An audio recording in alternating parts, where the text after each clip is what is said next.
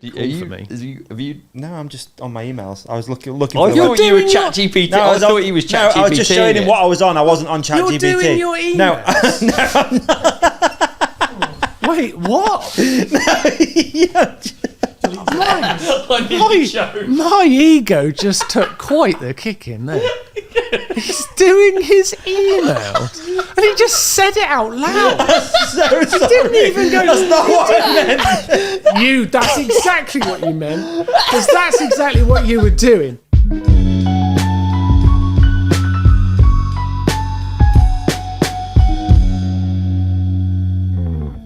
Do you remember Rocks ones? Did you used to wear Rocks? Were you Rocks promoting Rocks No, t-shirts to I me? wasn't. I think I bought one once. Yeah. But yeah, I remember Rocks t-shirts. Were They they were always in colour MBUK, changing like advertised to find out everywhere.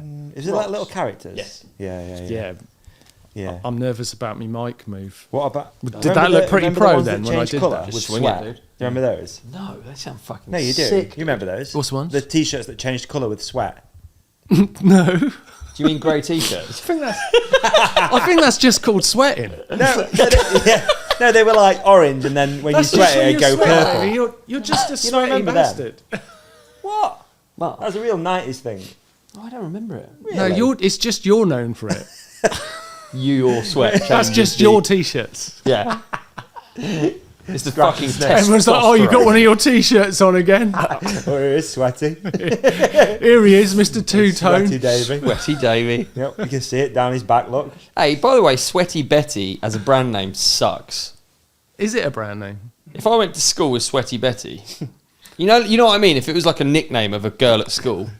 What was the gross? What's it mean? What was the gross person at your school called? Every school's got a gross person, and they were like, oh my god, you going out with Sadie the fish. whoever. I don't want to say it in case she might discover this somehow. What are we? Is this the podcast? It should be. Yeah. It should be, Yeah. 100%. Is this the podcast? I don't Yeah. know. Yeah, it could be. We couldn't it? started, didn't we? Yeah, this is it. This is Just it. missed the We first don't bit even out. do the directing, introduction I'm in now. charge. I'm in All charge. right, all right. Just zoom Maybe in we a leave bit. the Cowboys bit out. Can you do? Because I think people might have tuned out there. Sure, there's What a about, I natural... don't know. I think I could that's- continue this for. you're This is sort of like the So who most was it? relaxed state I could be in. Really. Yeah. Who was it then? Talk nonsense with you. Who and was you. it? Who was it then? Who? The worst person yeah, at school. yeah. It's weird, isn't it? Because they Was could it be you? your biggest fan, and you're about to just say their name, and then be like, "Oh, it's the first time they find out they were the gross kid at school." Yeah, it's bad. Yeah. I'll say mine if you say yours. I'm actually On trying to three. think who was gross because I think realistically I was probably. It was you. I'm not. Yeah. I'm not saying I was in the hot seat, but I was probably on camera. Right. You know what I mean? I was Yeah. in second or third, Oh. chilling there with my crap hair. This is on You're Rock's an extra on the t-shirt. show. Your Rock's t-shirt. Yeah, you're sweaty. Yeah, well, it was you, wasn't it? Double sweat, Davey. That is a 100% thing. Yeah, grey t-shirts turn No. darker when you sweat. Yeah, No. agreed. No, I they were think it was orange. more a temperature thing, not sweat. Don't make me Google it. Google it. Come Okay. on. I think it's I a want temperature thing, not a sweat Brought to you thing. by Igloo. Maybe it was a temperature thing. Yeah, not sweat. That would Sweat's be weird. disgusting, innit? If you had like a t-shirt that changed, because you're like, look how much I'm sweating. Do you know what? When I was Yeah. younger, I wanted to sweat so bad because all of my sports heroes. Oh, you Sweated. can buy them now. Yeah, and you watch Yeah. like skate videos and they all had like It's on Amazon. sweat patches, and I wouldn't sweat when I was younger, so I don't think I really was smelly at school. No. So that's a point for me. Do you want the overview? AI overview. Yeah. The iconic 90s colour changing t-shirts were called hypercolour, using thermochromic dye that shifted hues, I don't know that word, with body heat or warmth, creating a vibrant fashion statement that faded due to washing issues, but has seen modern revivals like Shadow Shifter. So we could actually do merch. I wonder if they do one with where body fluids change it. I got a story about that. I got a story about that, but it is not for the No, podcast. It's no. a classic story. That's nice, yeah. Let's do some merch. Yeah, for do that. some merch. Do the cowboy t-shirt. Yeah, in we that. could do the cowboy t-shirt. It's not a bad shout. Yeah. How long do you reckon we can get into this episode without giving you an introduction? We, it we makes don't me- need to. Surely my face did it, didn't it? Yeah, I like Didn't it? that. That it's was like good. they've got a bloke on. Yeah, but it's very. They've got a bloke on. Oh my god! This week they've got a bloke on. Last week they had Joneses on, but now they've got a bloke on. This is They're not blokes. Is that what you mean? Well, no, they're just like they're a thing, aren't they? I really liked that episode. Thank you. it was cool seeing how the same they are and how different they are. Yeah. And it got me thinking, if you're a good bike rider, it doesn't matter, you're going to end up one, because they're both two versions of I one. like that takeaway. That's good, isn't it? They're like, well, it doesn't matter what they do, they're going to be good on a bike no matter. It can't be avoided. Give one of them a unicycle, see what happens. Yeah. He's going to be good. He's going to be I good wonder at it. if they went the opposite. If they went, Man, what a waste so that if would have Jono been. went slope and They'd Matt went, ended up unicyclists. That is not as cool a Matt Jones. It just ain't. there's not It's many like, Red I Bull made a helmets. video game. We really don't fucking care. It seems ironic as well because they're twins and then they're just both on. No, they're both on one wheel. Oh, can So I the two swear? of them make a bicycle. I forgot. Can I swear on They this? call it the Jones. Can I Yeah. swear? Yeah, Are you you can- on camera as well? It feels like you are. just a hand. Can I swear? I didn't. Yeah, Yeah, because I am. I I actually thought want I you could to swear. list give it every. 10 minutes. Not only can you swear, I want you to list every swear word you know. Is that part of it? Yeah. Every week. Yeah. I've been on it before. I know what it's like. Yeah. I know what it's like, but I couldn't And remember if you could swear or not because you was being touchy about the cowboy dribble. So I just like I didn't know. I think it's just because there's no context. You can't just. Not as much as then. That was literally as out of context so I could get it in my head. Just say it out loud. Oh, this is the best. If we Go could on, why were you continue gonna this. swear? The cowboy dribble though came up when we were out there talking about teabagging. Yeah. Exactly. Yeah. Yeah. Yeah. Exactly. Yeah. Your teabagging problem. I think. He makes a good tea. He made me one last night. Just wanted to throw it in there because it's just the public. Not that type of teabagging. Not that type of tea This- bagging, but just a good tea. I honestly, do you think that we could continue this for 2 hours and then it just be, thanks for joining? Oh, Yeah. I don't understand what you mean. Like this sort of level of nonsense. That Yeah, like- yeah, please. What, zero? So you want zero structure, you don't want an introduction, you don't want... I don't care about an introduction. I know I am. When you did I am recently... 100% what was sure the- of myself. Of myself. I know it. I When am you a did solid the individual. commentary at the... What was it? The Trials... Trial Leeds. Trial Leeds. Look Yes. how hyped he is even saying it. This is pretty cool doing the It commentary was good. there. Yeah, well, I was doing the live stream, so I was on like the FIM.tv bit of it, and Rob and Henry were doing like the on the floor This live. is a dream team, this is.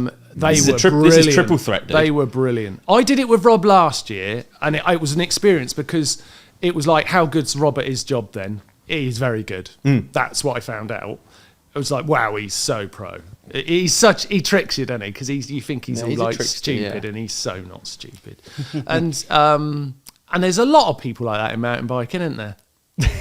They pretend they're stupid, but they're not stupid. Do you know what I mean? Maybe, yeah. There's some that are stupid. Yeah. I know what your face is saying. You're like, yeah, there's some stupid ones. But there are a couple that are like, pilgs.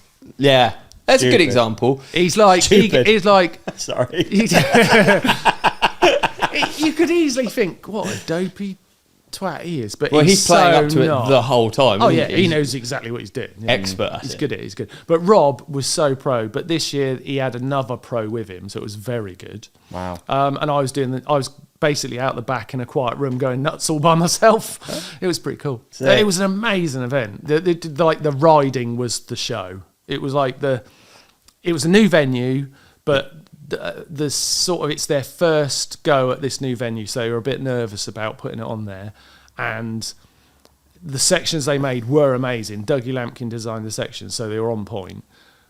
But then, like, the young British kid, Harry Hemingway, put on a show, nearly won it. Wow. Then the world champ of 20 years just wouldn't let him, and it was just everything. It was... Oh, wicked. It was Do amazing. you know what I'd be fascinated? As someone who's actually grown up around it, from the outside it looks like it's changed so much. Like, even just how people move the bikes around. Like, seeing someone literally back hop. Like, I couldn't believe the first time I got on a trials bike that they didn't just hop. Yeah, they're not. They don't even want to hop, Mate, do they? It's like 12 inches of travel that you've got to you're get like, through well, before. how are they doing those Yeah. little hops? It's like, well, what you've got to do is you've got to get out of the suspension. So your hops have got to be here, not there. Okay, Because so which is what you're then doing, you're which- trying to squash all the suspension and get a hop. Yeah. So So like above it almost. you've got to get a Right. bit In the above sag. the travel. Yeah, you know what I mean. It's a bit weird. So you've got to get your heels higher. But now it must be from when you level's started bonkers. riding trials. Yeah. Because the trouble I have with it is I wasn't aware of any pro trials. I just saw people ride trials as a kid. But pro trials riders it's always been mental. Yeah. What they could do. Yeah. Like, I mean, as a 10-year-old, I'd go and watch like World Championship trials, and what they do just didn't seem real then. So it's relative, isn't it? I suppose the bikes are so much better, but yeah, the level is. It's sort of like it in all sports now, and it's like downhill this year. Like I feel like we watched downhill this year and it was like, or 2025, and was like, what's happened? Why? It's like I don't even understand what's happening anymore. You know, there's a couple of moments I can think of, especially like Worlds with Jackson on going into the grassy hops to the berm bit, and you're like, what is going on? Their brains must be operating quicker than I thought brains could work. Definitely quicker than mine. But I think it's the same. What are the intricacies that you're looking for in commentating on trials? Because again, for the layman, you're just seeing people going over. Well, it's your job is to try and pick it apart, isn't it? And like a little bit. I feel like when I'm commentating the trials, and I literally don't know if I'm any good at it because I haven't really. I do it for a Spanish brand. Do we think Martyn might be good at? You weren't doing it in Spanish. No, no. Do we think Martyn might be good at commentating trials? Put your hand up if you think he might be good. Oh, it's a full house. That's a full house. Naomi's not so sure. She was like, nah. Yeah. You took a while. Odd.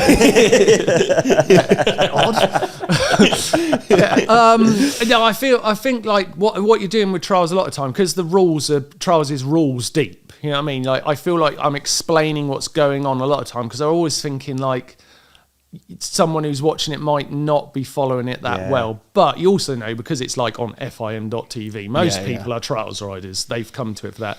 But you want to build to like the excitement, and there's quite a lot of opportunities in like a indoor trial, especially to build to some moments that when I'm in my little booth going nuts, feel amazing to me. Right. I don't know what it sounds like to the poor. Oh, mate, I'm sure it's fantastic. But I haven't had much feedback about it because it's not like something that gets millions of views. Do you know what I mean? You've got to be really into it. A lot of people do it, though. Yeah, it's got to be big views, surely. I don't know. I literally don't know. Actually, I'd love to know. In the stadium, I would have said. Oh, the ones in the stadium, I mean, they had like 4,000 people there this weekend. But online, I don't know how many people are. More. I always find that weird, though. Yeah. Like, you know, you do like a 27 versus 29 video and it gets more than Wembley Stadium. But you're aware that no one would come for your 27 versus 29 video in Wembley Stadium. For your one, maybe. Well, I've done some. Actually, I've never done a 20. Yeah, just like. Yeah, this is so rubbish. We're at Wembley. Yeah. Rewire a plug in Wembley. In the middle of Wembley. Yeah, just Doddy stood on stage. I mean, I'd go and see Doddy for different reasons. It would be a music version, but not for his puncture repair. I can imagine Doddy in Wembley. Oh, Doddy's on the old... What I don't want to say it because I'm so not a cool person, but you know, the decks. Please say you call them decks. The ones and twos. I'm not even going to say ones and twos. Chapeau yourself. Actually, no, you were going to say the urns and does. I did urns and does. For context, we have had a conversation about what you can and can't say in other languages and not sound pretentious. Yeah. And you can't say any of them without saying not I think baguette is allowed. You could be a geezer and say baguette. I want baguette, please, love. You know what I mean? Stop saying baguette. Sorry. French stick. There should be a French name for previous conversations you've had off camera that are now on camera. There's a word for that. Yeah. There's a Latin word for that. Deja. Is there actually?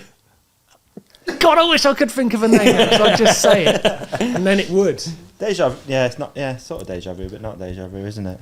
Voulez-vous? Voulez-vous? Coucher. Call it a vol-au-vent. Yeah. God. So you were doing commentary in Spanish. It's incredible. No. I mean, Jesus Christ, I couldn't be doing that. Oh, look how nonchalant. He just threw in the Jesus. No, Jesus, I couldn't have done that. It would be mental. I can't speak anything. For one moment, I thought that you were serious. That's not bad. That's good. But alas. You got that in there. Very good. You got that in there. Very good. Yeah, no, it was really good though. And Rob was brilliant. That was a spectacle in itself. He was in his element. God, how'd you deal with that? He's commentating at the same time. You're commentating. You can hear him. Well, usually the commentary's in a different language and I can just zone out from it. But I did find myself listening to him and Henry quite a lot because it's the only round where there's British on the floor commentary. So it was a bit distracting because I kept doing the like, God, that was good. Well done, Rob. Oh yeah. And now he's getting to, you know. You repeat some facts. Yeah. You're like, no, because I think I know the facts better than Rob. Yeah. He's, last year I was helping, I was sort of like his expert. Yeah. But he does know. He knows it all. He likes pretending he's forgotten it all to make everybody nervous. And then he turns it all on, doesn't he? But Seems he is that good. Way. Is this a world tour? Is X-Trial a X-Trial's standalone event? Or No, X-Trial's the indoor series, international world champs, and then there's an outdoor series. So, Right. well, trials riders on moto have got like 2 opportunities each year to be world champion. But Yeah. Same Toni as Bou moto doesn't and let Supercross. anyone have an opportunity. He Oh, just really? wins all of them. Yeah. He's literally been world champion in both of those series, unbeaten for this. If he wins this one and the outdoor series in 26, that would be 20 years of world champion. No. Unbeaten. Is he really? Just doesn't. Well, I mean, he's lost rounds here and there, but in terms of championships, not For no how, one's. 20 years? He's been world champion for the entirety of Harry Hemingway's life, who came second at Trial Leeds this weekend, and he still couldn't beat him. That is actually insane. That is I mean, actually- he realised that. He's actually got to knew he be was the really most. good. Yeah, he's got to be the most successful motorsport athlete of all time. Probably the most successful athlete. It's got to be close. I gotta mean, be close. in some weird Who's dominated sports, a there's sport probably like some that? things. Yeah, but who's in dominated a sport motor, so you think like all the. It's just mad. It Yeah, doesn't make injury sense. potential. But Like, he did this all that weekend. He stuff. looked a bit. He's got a problem with his shoulder, and that was a problem this weekend. And his riding position's changing a little bit to cope with it. He's obviously not got enough strength in that shoulder, and that's changing. So Cracks appearing. yeah, a little bit. I mean, but get this, he's 38 and he has 38 world titles. And last year I was commentating on the outdoor bit of it, and I realised his helmet's out of date. His helmet said 36 times, like not 36 for He his world skipped them. titles. And he'd already won the indoor. He was already on 37. I was like, he can't even keep up with his helmet. Even he's too dominant. Yeah, it's That's mental. incredible. It doesn't make when sense. his van rolls up at the events, people are a bit like, here he is. Do you know what? I remember when he was at Bike Trial as a kid, and he had a van with his face on when he was like 10. Really? No Yeah. way, so he rode push bike. Oh, they all did. Yeah, everyone did. Yeah, I know them all from push bikes. Yeah. Wow. Yeah, they were all the little kids when we were like going for it. Because they're almost the pit bikes of moto trials. Yeah, they are. aren't Yeah, Pit and bike? you got to sort of have a bit of a basis in it. Raga didn't ride push bikes that much. He's like another guy who's been around for it. So I feel like we're on a motorcycle trials podcast now, which should exist. I love it because if Yeah. you just get an area that you're outside of that someone is interested in, that's almost the best Unfortunately, conversation. It's there's so cool. There's about 18 people who are interested in motorcycle trials. So watching your So, excuse my ignorance again here, but like to me, Dougie Lampkin is the guy that I think of when I think of trials and world champions. So Tony was even beating him at the end of Dougie's career. Oh yeah, It was that's so Dougie was always second. No, Tony came in just as Dougie was sort of running out of time, but Got Dougie ya. was world champ for 7 years Yeah. on the trot, and Right. there was only one other guy who'd done that before. That was a guy called Geordie Tarres, who's Right. another. I mean, he's probably the king of trials. That's because he kind of not only won 7 titles, but he did it over a span of 10 years. Okay. So he was just very dominant, and he sort of professionalized the sport. He brought big sponsors in, Coca-Cola, Ducados, and so he sort of created the careers for everyone following that. Right. And then Red Bull came in and stuff like that. And then Dougie was the next guy, and then Tony. There was a couple of Adam Raga and Fuji Gas, who you might have heard of. Yeah. They had a couple of championships each. Okay. I think Fuji only got one, but There you but go. then Tony took over and he's not given up yet. And Tony's always avoided the energy drink helmet, hasn't he? No, he was on Monster for a while. Oh, was he? Yeah, he was Oh, on right. Monster, and then Okay. they dropped him. I got no idea why you do At what point that. in the World Championship run? He was probably 10 in at that point, and then they dropped him, They were and he I was think like, he's dropping off.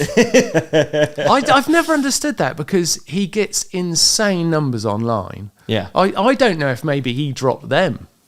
I don't know. It's weird, but he was, Motorsports, you can. It feels a bit different. yeah, it's doesn't it? weird. It's not. It's like, weird. He was like, he had a monster lid, and it was cool, but he got rid of it, or they got rid of him, and if they did, that's mental. His clips with the bike turned off are the most insane thing ever. If you Yeah. ever stood on a trials bike with it running, and realised how, for me, useless I am. I mean, he's strong though, dude. He's a Have you gnarly seen little those? kid. I've not seen the ones of him with it Bike not off. running. Just turns the bike off and rides through a section with no engine. It's just No engine. You know how heavy it is. yeah. I got on a trials bike the other day. I literally revert back to being like a council estate child that's stolen a moped on a trials bike. I'm 'cause not that's good what enough. I don't have any skill to go slowly or do anything nice. I just doing big donuts. Yeah, they are great for Donuts, donuts. I got offered to They do are. one. It was last weekend. Got offered, my friend's really into trials. They do- You know the Pearsons? You know Tim and Chris Pearson? I knew the names. Flat Shop? No, God, Splat I Shop? sort of feel like I should nod at someone. anyway, feel yeah. bad. Yeah, Yeah, just say yeah. Splat Shop, I know yeah. the names. I know the names. Anyway, Chris was like British, whatever. Yeah. They offered me to do a local one, but I turned it down for that reason. That I just feel like I'm revving Rodney. I'm just embarrassing. It's just like They're so fun. Yeah. They're the best fun. Motorcycle trials is great. And the indoor series that me and Rob were at this weekend, it's a proper show. Yeah. It really is. It's designed to be a good show as well as sport, and it really is. It delivers. It's cool. Are they completely different setups, the outdoor, and also are they different bike skill? Are there people that are just like indoor people, or is it really very much the same? There was a little bit of time where that was the case, but only a window of like 3 or 4 years where there was one rider who was much better indoor than he was out, but mostly everyone who can ride, and you've got to do well outdoor to even get invited to the indoor. Yeah, so it is all the same people. It is the outdoor championship is still sort of the marker of who's who, and then it's the indoor is an invite only thing or qualification only. So it's a much smaller group of people. And then again, hard enduro seems to just be trials riders as well, doesn't it? Yeah, tough ones. Yeah. Really tough ones. Yeah, Durable trials riders. man. Yeah, those guys are mental. impressive, isn't it? It looks so punishing, doesn't it? Oh. It's I'd really not like to a go and watch comfortable one. lap. It's No. just not a comfortable lap. It doesn't look like, that flowed. No, it's like they've tried Like, to make the that track didn't flow. as bad What as did possible. That? And that hurt. I like watching the Super Bowl. I really like that aspect Yeah. of it when they do Super Bowl. You Yeah, see, like that's Super good. Bowl or that's Johnny very cool. Walker or those guys. They got putting weird it ways of fast. making stuff quick. Tripling Yeah. stuff that shouldn't be. But like, how do you? If you're a track designer, it's probably the only trials and hard enduro, probably the only ones where you're like, all of the riders turn up and they're like, God, the track is so awful. It's so hard to get around, and you're like, yes, I've done my job right. Yeah. Oh, I'm glad so I put in harsh. that clinical waste garden. So harsh. Hey, do you know what? That just reminded me. I came back from the event on Saturday night. I rolled down to the hotel via a KFC because I hadn't eaten all day, and I thought, God, I need something to eat. I don't know Go what I'm and see telling you the about my Colonel. KFC, but I don't usually have a KFC, so it was a moment in my day. Yeah. Right, so I had a KFC, chatted to some other motorcycle trials people who'd been in the event. That was cool. Then got down to the hotel, and Paul Edmondson was sat in reception, who is like a really famous Fast Eddie. enduro. Fast Eddie, yeah, like and he used to do motorbike trials as well, so I remember Right. him for that. And I went over to his friend who I knew, and he said, "Oh, hi, Paul," and I was like, "I know you are, dude. I've been a fan for a while." And then he was just telling me about how one of the stunts he did in the James Bond film, and it was just so sick. Oh, is that what he pretty does cool. now? Yeah, the last James Bond film where he goes up that massive wall in that Italian city. He goes up that gigantic I do know, yeah. wall, it's sort of like a strut that holds a wall up. Buttress thing. Yeah, buttress, yeah. That's Paul How Edmondson. cool. Is it really? Yeah, but what he was saying, when he got there, he was doing the stunt. They had a few motorbike riders there to do the stunts. And he said they wanted him to do this like 200-foot jump. And he was like, well, I don't want to do it.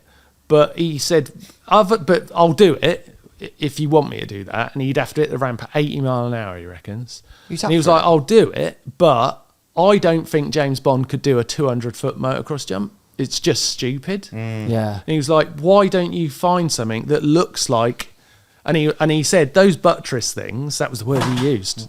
Sorry. Phone's gone down. gone Big down. time. Crash. We don't have the notes. That's a 5. In What did he say? trials, We don't have the notes. That's a yeah, 5. it's a 5. What did he say about the buttress thing? I'm Sorry. The buttress thing, he said, well, that's one of them things you all see, don't you? Go, you could ride down that. Or Yeah, ride up it's that. true. And he was like, so he got them to change the stunt, and then you think how much they used that stunt in the advertising for that film. Yeah. That was on every trailer, him fucking skying it out of that. That's because Paul Edmondson just went, nah, what you should do is fuck that thing off and go up there. There you go. Cool, isn't it? Motorbike chase scenes in films are just bomb. aren't they? Like, It is when you know it's Paul Edmondson. yeah, that makes it And way in the cooler. other one where they ride all across the roofs, that's Maddo, isn't it? That's Robbie Madison. Oh, is it? With a James Bond mask on. He actually had a rubber Really? James Bond mask on, yeah. No That's way. Robbie Madison. I didn't know that's, yeah. Paul Edmondson's son now riding pretty good. Is that right or something? I think he's involved with someone. I don't know. Is his son I riding? think I don't know. I saw an Edmondson name and then I recognised Paul and I was like, Paul oh. Edmondson's bigger brother, Derek, he used to be Steve Saunders' minder when Steve Saunders was on Rothman's Honda. Really? That really is a... Sorry, that was a trials. That was a big trials reference rabbit hole there that maybe the man Can we audience go weren't ready deeper? for. Can we go further into Oh, the mate, inception? I definitely can, but we don't want to. Yeah, I could go a lot. That was just skimming the surface. Yeah, me, Chris, and Aussie right now would be goosing off on this. That'd be a nice podcast, Yeah, that would. yeah, we'd be like just beginning at the Rothmans Honda bit. Aussie and Chris have both got Rothmans Honda replicas. Really? Yeah, RTL Hondas. What is Rothman's? It's cigarettes. Was it? I didn't know that. Did you remember Rothman's Porsche Rally and stuff like Yeah, that? I know, mate. I can see it. Why? Yeah, well, there was red, a- the blue. Like, yeah. I know it, but I didn't know what the brand was. Like, what? Yeah. What But Rothmans came into motorcycle trials for 1 year and sponsored Eddie Lejeune and Steve Saunders in the Honda HRC team. Right. And suddenly trials went like I was like, oh my God, we've got like the biggest team. And they stuck around for 1 year only. Really? That was it. And they were gone. And it's just legendary in trials. It's just like people collect Hondas in motorcycle trials because they're beautiful bikes. And Yeah. I'm going to say something that makes Martin feel uncomfortable. Nah, it won't. It's a little bit like the Cannondale Volvo team. What, do you Within mean trials. the Volvo Cannondale team? You can't even say it the right way round. Who's this guy? Look at the deflection. Look at this guy. Look at the deflection. I know No, what you're doing. I'd Dude, say your bikes were the red and yellow and the blue and the yellow that were just Yeah. like, they're so fucking... Oh no, I get that. I mean, but geekily and making me very uncool about it. I thought they were cool. I was looking at everyone else's ones in the team, not mine, and thinking, "Oh my God, they're cool." It's like it's only years later I was like, "You had one." Yeah, It's like you were on one as well, but I'd be looking at Missy Joe's and going, "God, it's got Missy Joe's sticker on it. Oh, it's sick." It's like your one's got a Martyn Ashton But sticker on it. I really but would I was say- putting it on there to look like Missy Joe. I would really weird. say your bikes are the Rothmans Honda equivalent. Yeah, So, I like, totally to agree. anyone in push God, I bike wish that trials- was true. It is true. I though. wish All it right, was name true. another then. Yeah, I agree. Name another that's better. I don't know. I Got don't him. know. I actually got him live on air. Yes, of let's go to people- an ad break quickly. If I'm being completely honest, my weekday mornings are chaos, Davey. I get up thinking I've got loads of time, and then suddenly I'm out of the door, coffee in hand, realising I've absolutely forgotten to eat anything. That's why I've started keeping HUEL Black Edition ready to drink in the fridge. Not here in the studio, which is why I have this visual representation I got of you. Okay. the HUEL Black. Yeah. I get you. Yeah, Yeah, I yeah, understand. I understand. On days when I'm sprinting around, whether it's early meetings, filming, training, or just trying to stay on top of life, which I struggle with, I grab one on the way out. It's a complete meal. I can literally drink the whole thing. Yeah. You know what I mean? I drink it, it's done. It's delicious. Yeah, it is. You're getting 35 grams of protein, 26 essential vitamins and minerals, no artificial sweeteners, colours, or flavours. It's gluten-free, and it actually fills me up for hours. And honestly, at about £3.50 a bottle, it's cheaper than most coffees people grab without thinking. Oh, thank you, mate. All right, then there's the HUEL Light Ready to Drink, which I've been using slightly differently, okay? This one's perfect for when I want something lighter but still want to be properly nutritious. Maybe mid-afternoon, after or before a ride. I don't want it a heavy meal, but I still need some fuel. Yeah, Because I I get need you. fuel for my rides, dude. I hear you know what I mean? dude. Yeah. The HUEL Light is 25 grams of protein, 26 vitamins and minerals, gluten-free, no artificial stuff, and just £3.25 per bottle. It's light on calories, heavy on nutrition, which is exactly what I want when I'm trying to stay consistent without overthinking food. The Black Edition and Light combo has basically become my safety net. RTD when I'm rushing, light when I want something lighter but still dialed. It's taken one big decision off my plate. Literally. See what I did there? Yeah, it's quite good. It's quite clever, isn't it? Throw me that, will you? Oh yeah, sorry. It's your go. Not a problem. Not a problem. If your days are busy and you're trying to build better habits without turning meal prep into a second job, because it can feel like that, right? Yes. This makes it stupidly easy. Grab HUEL today using our exclusive offer of £10 off online with our code RIDE at HUEL.com. So that's literally just capitals, RIDE. What is it, Davey? It's RIDE at HUEL.com. What is it, Ollie? Just quite simply, it's RIDE, RIDE, at HUEL.com for a whole £10 off. What is it, Davey? Okay. Anyway, massive thank you to HUEL for partnering with us and the show. We really appreciate it. Honestly, if you're skipping meals, training harder, just want to eat better without the stress, kick off 2026 with a brand new habit. Hit your nutrition goals. You'll feel better. You'll look better, like us. And what's not to love about that? So big up. Thank you, HUEL. We appreciate you. HUEL.com. New Right. year, new you. HUEL you. Yeah, Davey?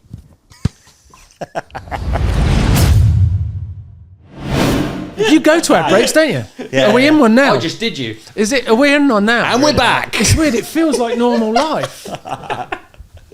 We're in and out. That makes me think about what time really is. I've never rushed so much. Do you know what I Just mean? so that I could win. Are you quite competitive? No. I didn't want to thought I you just were wanted quite to get you then because I knew you coming up with some clever way of making You hate your my old- self-deprecation. Yeah, I can't deal with it. I wanna, just am like that. I know you are, but I just think that's a very funny humour. Like, I agree, dude. taking the piss out of yourself is the most fun, and it won't upset anyone else. No. So I do it all the time, and I am a total prat. Like, you know what I mean? I'm like, I really think I'm a bit of a dickhead. Truly, it's the people I feel most comfortable around. Dickheads, yeah. No, yeah, people who are self-deprecating, I think. Oh, is yeah, yeah. Then you're just like, Yeah. oh, yes, they don't. Yeah.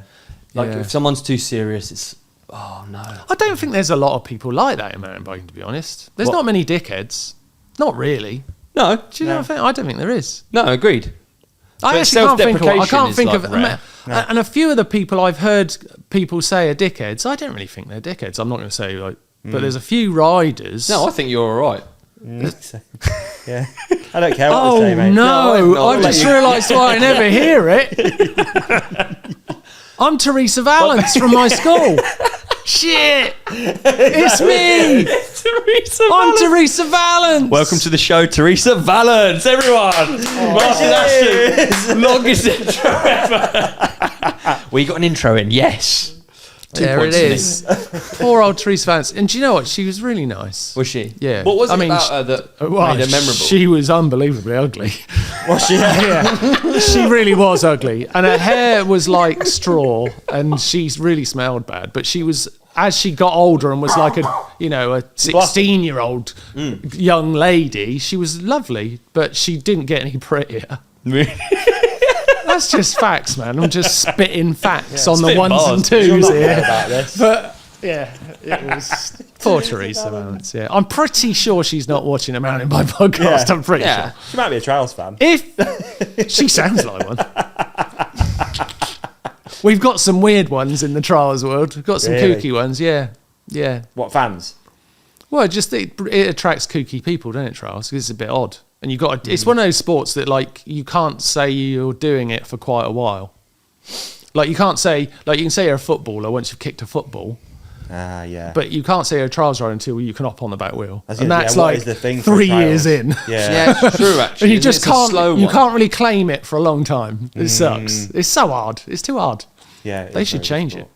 They should change it. They should Make it change easier. trials. They should get rid of all the trials riders for a start. Yeah. What's the toughest wine bar conversation you could have with an attractive lady? A what? What's the hardest one that you could do? Like saying you're a professional trials rider. That's not that bad. That's Pretty cool. bad. It's pretty Ask my mountain wife. bikes in general pretty bad. Ask my wife. She deflected me for about 6 years because of that. I ain't going out with But you. what about fucking trials? what would you say is the worst one? This is fun. One. I have Unicyclist? one. Unicyclist. If your name was straight in. Yeah, unicyclist. Although they're sick, Yeah. I've seen unicyclists that I'm like, wow, that's amazing. But if you tell anyone else you're a unicyclist, they'd just be like, you're in the circus. Like, what are you? Yeah, the circus is like the World Cup for if you're a unicyclist, isn't it? Really? I don't know. Do they have Circus World Championship? I don't know. Should do. I bet they do. Be a good YouTube watch. What are you world champion at? I think- circus. Yeah, but the circus used to be Circus. more like Teresa Valance would have used to be in the Professional circus. clown. But imagine if you were just like I'm a clown. Hey, check this out. So what's your name as a clown? Go on, tell us what your clown name is. What would your clown name be? Martin. Giggles. Giggles is cute. Giggles is actually. good. Giggles is cute. Giggles is nice. Martin, can I show you a legend of the local area? Sorry. It's because you're behind me and it feels like you're being bitchy about it. She keeps her leg like that. So I feel like I have to keep defending myself. Like this. Behind me, like, God, he's always going He's on. looking at us. Yeah, he's always going on. now. Get him out. But honestly, he don't shut up, does he? Yeah, well, you haven't even asked her name. It's Teresa Valance. Yeah, mine. Surprise This for you is Teresa's today. daughter. Oh my God. Martin, let me- Thankfully, there's no family resemblance. Yeah. this is a Guildford legend. This is the Guildford bearded lady. And I found a picture of her. That's not real. That is real, and I see. used to see her in Guildford. And this, I'm Yeah, perfectly really? happy talking about this lady. What a she beard. always wore the leopard skin coat. I want to ask the obvious question. No. And I'm going to answer it. Is yeah. that no? Yeah. Is that a lady? She was. We've moved on to very treacherous ground here. Yeah. I would be really happy if we moved away from it. I think we should leave it at the Guildford bearded lady, man, and just go to something more bicycle related. Because I am well out of my depth here. I feel like I just feel comfortable talking. I feel comfortable talking about. I know. I Guildford bearded lady. already grew know up where with I the could Guildford go. beard- I already know where I could go with it, and we could have a controversial conversation about it. But I think what side do you go on, and do you get it right or wrong? I don't know. no. Just don't express any opinions. Just say as it is. Yeah, You're safe. lovely lady. She was. Yeah, I think lovely. she's passed away. Oh no, I was That's thinking fine. about the thing. I thought you meant the thing I was thinking I might say. No, You think I should just say what I think about that? don't know. Let's not get onto Well, it. Definitely not. We're inside the internet at the moment as we speak. We are in it now. Let's stop. Please move on. Don't fracture the mountain bike legend status. Don't even put a dent in it. Not even. I a know. little I bit feel. on I the feel frame. like I'd say. Just I leave it at actually that. genuinely think I I'd trust say your the morals. right things. Absolutely, I trust you. But it's twisty turny, isn't it? The internet now. Yeah. It's twisty turny. I think honestly, there's not one person in the world that doesn't Feels like Martyn safe. Ashton other than Teresa Valance, Teresa Valance. and she shouldn't have turned you down. She doesn't love Put it me. that way. Yeah, she doesn't love me. Yeah. To be fair, I wasn't the one going. I can't remember what they used to call her now. Like her name. The thing is, though, is like we didn't call her anything. It's that we called everyone else her. Ah. Like Oh, okay. Yeah. it was. Oh. It's bad. Yeah. it's bad. Kids are horrible, aren't they? Yeah, they are. It'd be like, you're like Teresa Valance. You'd be like, she sat over there. And you'd be like, you're like her. It's horrible, isn't it? Well, she's your best mate. Your best mate's Teresa Valance. Like, that was about... Oh, it's awful. I hate myself right now. I feel really bad. Ruthless place. School is a ruthless It is, place. isn't it? A ruthless place. It is. Yeah, it's horrible. Oh. Little things can really... I used to have people take made me piss out of cry, me. I used to have people take the piss out of me later on because I had a For the rally trials. burner. Oh, okay. Well, I used to do trials on it. There you go. But What's trials like? What's trials like on a rally burner? Well, I thought I was pretty good until Is I it a went to an back pedal brake? actual bike trial and rode against people on Montes and was like, well, I'm shit. You go on a trials burner to... I went on my first one, I went on a rally burner, normal gearing on it. And I was just like, I went to it because I'd seen a guy about 2 weeks before at a little motorbike show doing a demo on a Monty. And he was from Essex Bike Trials, a guy called Stuart Matthews, lovely bloke. I was chatting to him the other day, actually. And I just thought he was like a god because he just couldn't put his feet down. I was like, oh my God. And I was just used to my rally burner skills. And he said, we're having a trial in a couple of weeks over in Essex. So that was like a bit of a scene, bike trials in Essex, weirdly. Really? Flattest place Flat, yeah. in the world. So we went to like this little scout hut in Essex and rode over muddy pallets. logs and pallets. And yeah, I rode in the experts class. It was experts and elite was the top category. It was only like 3 elite riders. And I rode in the experts on my rally burner. And I did all right because it was a bit muddy, so I used a bit of speed to get through the sections. They were all trying to hop through the mud, and I was just like powering through in my rally burner. You have a shit gear? What, on my rally burner? Oh, I had like a big, well, it was like Massive, yeah. Yeah, massive gear. And they were all like little Monty, 1-to-1s. And I had slicked, the tyres were all skidded out. You could see like the thread of the tyre through where, and they were coloured tyres too, like blue on the back of it and a red one on the front. It looked terrible. And I come second in the experts, and I was like, I like this, and it sort of distracted me off. And then I was into moto. That was what I was doing, not very well, but I was doing moto. And then sort of had quite good results in the push bikes. And How old were you then? Oh, old. I've been doing motorbike trials the whole time. Oh, right. And then I was about 18. Okay. And Horsey went to like the next one, and we just hung out. And because we lived around here in Surrey, we're not in Surrey. Just want to shatter some dreams there for everyone.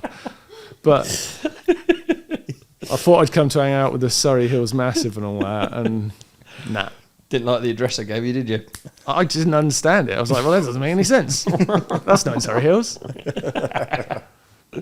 The woods around here look like something out of like the scary bits of Lord of the Rings. Like gnarly bits of wood and moss. Yeah. Yeah, it doesn't look fun at all. It really doesn't. Did you think it was fun? Yeah. Do you think Surrey Hills was... That's similar. That's the team burner, though. That's the team burner. That's the team burner. That was nice. I didn't have a team burner. Yeah. No, mine was Pretty bike. repainted. Yeah. But yeah, I don't know how I got onto that, sorry. We can't get any CCTV, like I was hoping some black and white pixelated CCTV footage of you doing your first trial on a rally burner at speed. I just wondering why they would have had CCTV there. I think, yeah. That's weird. That's true. Because Yeah, Scout Hut. if they catch anybody here at my Scout Hut riding bikes, I'm going to go mental. I'll get it for you. Yeah, if I'll possible. ring Stuart Matthews and say, Stuart, could you go back over to that Scout Hut where we first did bike Just trials? see if they got the tapes, man. Yeah, 50 years ago. Just for a clip. Yeah. We could AI it.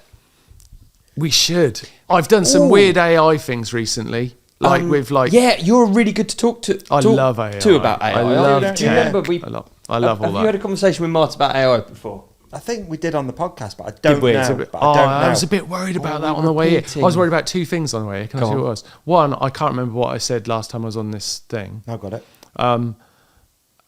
So I don't know if I'm just saying the same thing. But all the Rothman stuff we repeated and a little bit about Valerie I do. Jenkins. or I sort of feel like Valerie Jenkins. was Valerie in that. Jenkins is a totally new person who I really like now. I love, and what I love about Valerie Jenkins, have you ever had a ham and cheese baguette? Oh, Shut you mean a up. baguette? This is the stupidest podcast ever. Anyway, Oi, yeah, I the remember 2 something things. you said last time. Was You it? know. I bet Yeah. the thing that you and I both I think we're remember. thinking of the same thing. What's your one? Cut to About them. starting a foundation or something. Yes. Yeah, okay. Yes. Yeah. Yes. On the last And you said- episode. you yeah. teased at that, and then Did afterwards... I say about it then? Yeah, you said that there should be something like it, and that you were considering starting something similar. Cut to. Look what I've tripped over into. Exactly. Yes. Yeah, but we were like off camera. We were trying to get information off you. You wouldn't give it to us. You were like, "Leave me alone, boys. Yeah. Leave me No, alone. I didn't. Don't want to talk I about didn't it." say that. We were like, "Please, just give us a small piece of information." Yeah. And you were like, "No, I only tell my close friends." Like Valerie. No, what you that's not said. true. You I said think that. what happened was I was starting to think about it around that time. Is that right? That's probably what it was. I Okay. think. Yeah. You've made it Your happen. description was good. I have. Oh my God, I have. I really have. I think it's mega exciting. I'm glad because you're both ambassadors. Thanks. Super hyped to be ambassadors for Rideable Now ambassadors. Hell You- yeah. You made it. You Hell did it. yeah. Yeah. I told Chris Ackrig he was an ambassador yesterday. Wicked. I didn't like to warn him. I just like, by the way, we were talking about it, and I was like, by the way, you're an ambassador. And he was like, oh, right, thanks. And I was like, thank you. Yeah, you're on board. I haven't announced him yet. Can we do I'm really interested to see what because I feel like you're really good at this. Let's say that we're the Dragons and we're in the lift. I'm mixing two things, Dragons Den pitch and an elevator pitch. I don't think I will be good at this. I'll try. Because it's so... No, I'll have a go. Okay, so we're in the lift. We're going up. Why are we in a lift? I don't know, because we call it an elevator pitch, right? And also, I don't know if you've ever seen Dragon's Den but they doesn't actually happen in a lift. come up in a lift, and then they come out in front of the Dragon. Is that because it's an elevator pitch?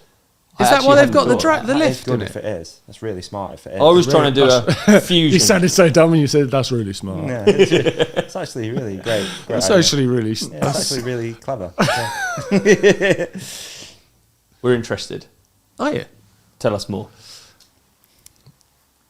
No, I'm not good at it. No, I don't think so. Well, it's tricky, right? Because it stems from when I had my accident, in the hospital ward that I was on, the spinal cord injury, there was a kid who also had a spinal cord injury. He was younger than me, and he was a rugby player.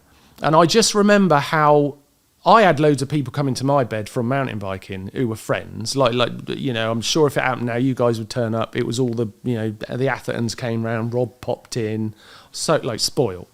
But they were all just coming to say hello and give me support.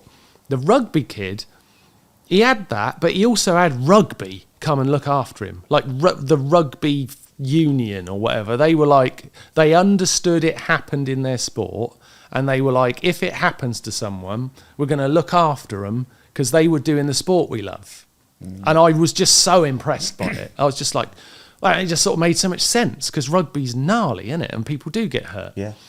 And bike riding's the same in whatever form you want to do it. It's dangerous. And that really stuck with me. So I think that's probably where that's bubbled around. And we were talking about the foundation before. It's probably a bit like that. It's bubbled in my head that it was something that just makes sense. And since that time, because when I had my accident, there was not really very good adaptive bikes, so not many were available, and I was kind of making up ways to ride. But now there are incredible adaptive bikes, like that are unbelievably capable. Yeah. So now's the time. Is like, no, you can do it. You can just do mountain biking. It's actually remarkable. It sounds so simple, but if you've got a disability or you've had a life-changing injury, mountain biking's could be a go-to sport to get your life back, which just sounds so crazy, but it's because the technology of e-bikes, normal e-bikes, has crossed over onto these wild rigs that people build and that the brands out there like Bowhead make, and now people who couldn't get somewhere can get there. It happens to me all the time. I'll climb up some great big hill and be like, it's nuts I've got up here. It's insane. Yeah. And I'm used to it. I'm totally used to it. I've been to Whistler with you and we've ridden around on them, and I'm totally used to it. It still blows me away. So that moment for someone who's maybe getting bike riding back because of this bike, or they never rode bikes but they've realised this thing is now what can get them out into the great outdoors and into nature, that moment is literally life-changing. And it just doesn't sound like that big a deal, but it is that big a deal. So I really love and am inspired by the fact that those bikes are capable of that now. And I think there's just so many people who could benefit from them. But it's always going to be niche, kind of thankfully. You don't want too many people to want these things. But so it's always going to be niche. It's always going to be expensive. I'm not someone who's like, why do they make these bikes so expensive? I understand that they don't make many of them, and there is a lot of bits to make these things work. Yeah. So I want to try and find a way to make them more affordable. And the mountain biking, I guess the bit that makes it possible is that because we ride mountain bikes, we've all kind of processed and have got like a sort of intelligence and a understanding of what losing bike riding would mean to us, because we've had to think, what the hell am I doing on this bike? I could kill myself here. We've kind of been through the cycle in our brains, sometimes just subconsciously, about how dangerous it is what we do and what it could mean if we get injured. So there's like a maturity in our understanding of what that means. And I think that means that when you ask someone in mountain biking to support something like helping people with a disability get out on bikes, they get it. Yeah. I don't really feel like I have to explain it that much. Like, would you like to see other people enjoy bikes like you do? They'd say, yeah. So I'm asking them. Simple as that. It's like then help then. If you join this thing, you can literally help people afford these bikes that are really, really expensive, but life-changing bits of equipment. And I've sort of gamified it.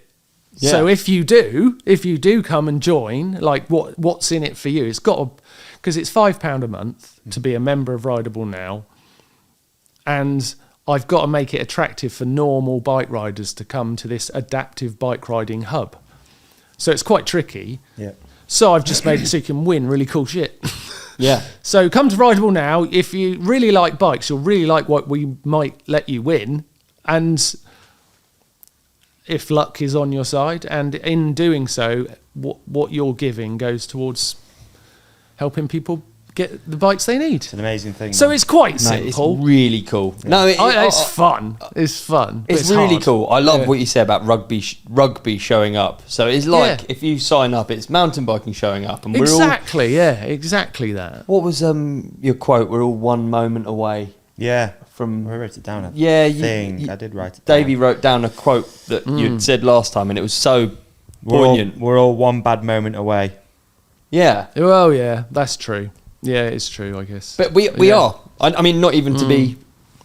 It's a weird one, because it's all quite raw for lots of mountain bikers at the moment, because of what happened with Adolf and Rampage and stuff, and that raised loads of questions about what is Rampage and stuff like that, which is an interesting conversation, I guess. But I think the answer is it's Rampage. We all knew what it was, and people will continue to do it because we all love it.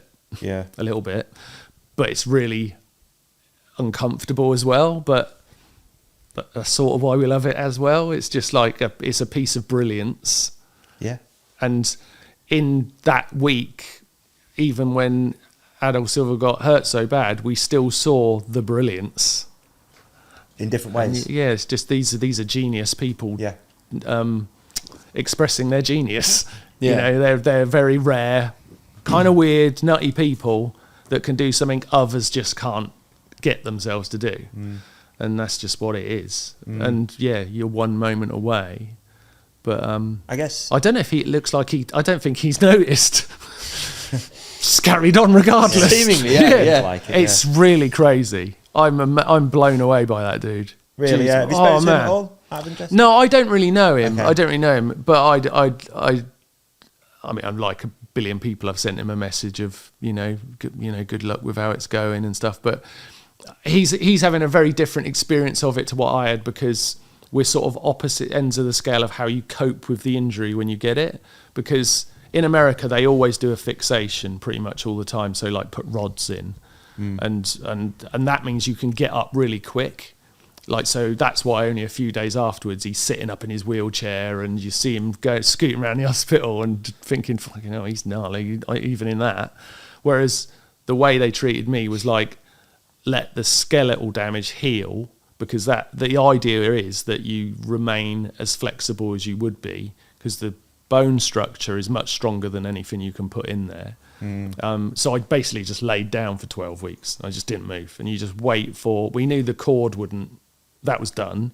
It was like, we know what the outcome is, so let's try and make you as flexible as you can be. So it's like hardcore reflection almost. Yeah, isn't so it? you just lay there, and it's just basically called conservative care. You just literally lay there, right. And it heals up bone wise, and then you've got all the flexibility you should have. But yeah, seeing him out, like at the moment, we're probably not that far away from the bit where I hadn't even set up yet. He's out there on quad bikes, and I'm like, wow, climbing wall the other day. He's going to impress. And what he'll do, I mean, it's amazing. It's not his responsibility to do it, but it looks like he's going to do it. Is he will inspire so many people. He'll change people's lives just by making people question themselves. Go, well, if he can, I should. try, and it's like in whatever scenario, and that's a gift he's giving, and he's just being himself, but you get a bloody good look at what someone's like when that sort of thing happens. Yeah. And he's pretty impressive. I'm impressed. Yeah. I just keep getting Instagram things and I'm like, bloody hell. What's he up to now? Yeah. I was just about opening my eyes at this point. Yeah. Oh, it's crazy. Yeah, he's an impressive guy. Yeah. I love it. Yeah, but it has shown us all, it's another reminder of how dangerous it all is. But that's the sport, isn't it? Like you say, you one little I'd be curious to know, so like from you doing the last episode, I guess there's like a couple of different aspects of this to cover, but like from your injury to then doing the episode with us where you talked about the potential of starting this foundation, what do you call it? No, well, I mean, it's a community interest company. Okay, perfect, right. Yeah. So it's platform. Yeah, I don't know. It's platform. like, project. The thing, I don't really know what it is. Yeah. No, but I was interested actually to talk to you about it because I understand how it works now. And when you first talked to me about it, I'm too stupid. I didn't get how it was going to work. It was going to work as this sort of subscription we're all paying in to help potential accidents in the future. And I think that's a really cool thing that you can do. Helping people with accidents in the future, but also helping just like there's so many people who want these bikes. Yeah. But it's actually really hard to get one because you've got to be quite motivated. Like if there's no support, you've got to really want to do it because you're probably not going to have the cash for it. If you've got the cash for it, great, do it, brilliant, that's awesome. But if you haven't, you've got to crowdfund. You've got to try and get to ride some of these bikes and work out which one you want. It's not as simple as like I'll have Model X. It's like you've got to work out the one that suits your disability, and that can be all kinds of wild problems. And there's tons of different solutions. So you've got to almost self-prescribe this bike, and then you've got to go to other places. There's like Rideable Now is one place you can go for grants, but then there's other places. There's SAF in the US and High Five Foundation, and in America it's quite a bit more common that there's these foundations that help people get grants. So it's a bit of a mission, and you're trying to raise like 20 grand plus for one of these bikes. It's a lot of money, and but they're worth every bit of effort anyone can put in to help people get these bikes because they really are remarkable. But I think also what you're offering is like for all of that information to be in one place, right? Yeah, like I want to create two things. I want to create a place where I always imagine the person who's like a day after an injury and now they're in a bed and they're on the internet, like I remember doing, and they would find this place and go, oh, wow, there's tons of adaptive riding happening here because we want to be a bit of a hub for that. But then also I want them to see that the sport, hence through the ambassadors being there and being involved and sort of backing it with their faces, which is powerful stuff, that they understand the sport likes it too. And they're really welcome, and it's like, 'cause that's really important because I feel like the best thing about mountain biking is its inclusivity. Like if you go to a bike park cafe, you will be in a room with people with different religions, different political whatevers, all sorts of different opinions, but you won't get to one of them. You'll just talk about that berm up on that bit over there, and you're all the same. Yeah. And that's what the best thing about, they're my favourite place to hang out in mountain biking, is the cafe, where I feel most at home in a cafe full of people, coffee and they're all thinking the same thing, like sick Schraub or something dumb like that. Do we say Schraub anymore? I don't know. Yeah, sure. We can get it. Was that a cringe word? Oh no. No, I think that's fine. I think you should say Schraub. I think it's fine. I mean, you're someone who does. It's still current. You do Schraubs, but you probably don't say Schraub. Would you say Schraub? Well, I don't know. It's happening behind me. You know what I mean? Yeah. That's bad. That's bad. Yeah. Is Schraub a French word? Les Schraub. Oh, Les Schraub. It's awesome there. Yeah. It is a beautiful spot. Yeah, it's a lovely spot. Lovely spot. I forgot what I was saying now. I was gonna ask really good point. So cafes. Yeah. From the injury to the time you came on the podcast to now, are there any key things that you had, good or bad, that's made you go, I need to do this? Well, just I knew I was running out of time a little bit to do it. So I'd been thinking about how to do it. And I hadn't really solved but there's no point if you make a place just for adaptive riding, it's like going to be popular with a few adaptive riders, but there's not that many of us. You mean like build a facility? No, like a platform, Okay, a sorry, base, yeah, a hub, an okay, internet, like a website and a channel and things like that. And I was like, I really like the idea of, like when we rode in Whistler and you were on an adaptive bike, it's just really fun. Oh man, So funny. And I want it to be about mountain biking liking it. You know, not well, of course the adaptive riders like it. We've got to like it. That's what we've got. You know, so it's like it is for them, but it's not. It's for like, it's not just that. It's about trying to bring people like yourself, just mountain bikers, to a place. And the reason you've come there is you really love mountain biking and you'd like some of this. You'd like the chance to win a 10 grand bike or win a big pot of like MTB kit that's awesome from amazing brands that we're all supported by. And that's okay. Yeah. Why wouldn't you want to win that stuff? Like, that's what you can come for because you love mountain biking. But in doing it, you'll be doing a really good thing. Yeah. At the same time, you know, and I've got discount codes there, right? Built into it. So if you're a member, I'm pretty sure if you use the discount codes, you kind of get your money back anyway. Okay. That's what they're there for. Yeah. They're my money back idea. If you use, and PEs have put an amazing discount code in there. So if you join, you can get the code behind the wall. Oh, nice. And you can basically get your money back from that. Yeah. So that's my discount code pitch. Okay. They're the money back. That's good. But you can also win some pretty cool stuff. And the first bite, I don't know if you've seen it, the Hope. Yeah, it's really beautiful. isn't it? Yeah, and Hope you got Robski to do the commentary as well, Rob didn't did you? the VO, and he's building one of the bikes later in the year. Oh, wicked. Although we are having him watched as he does it.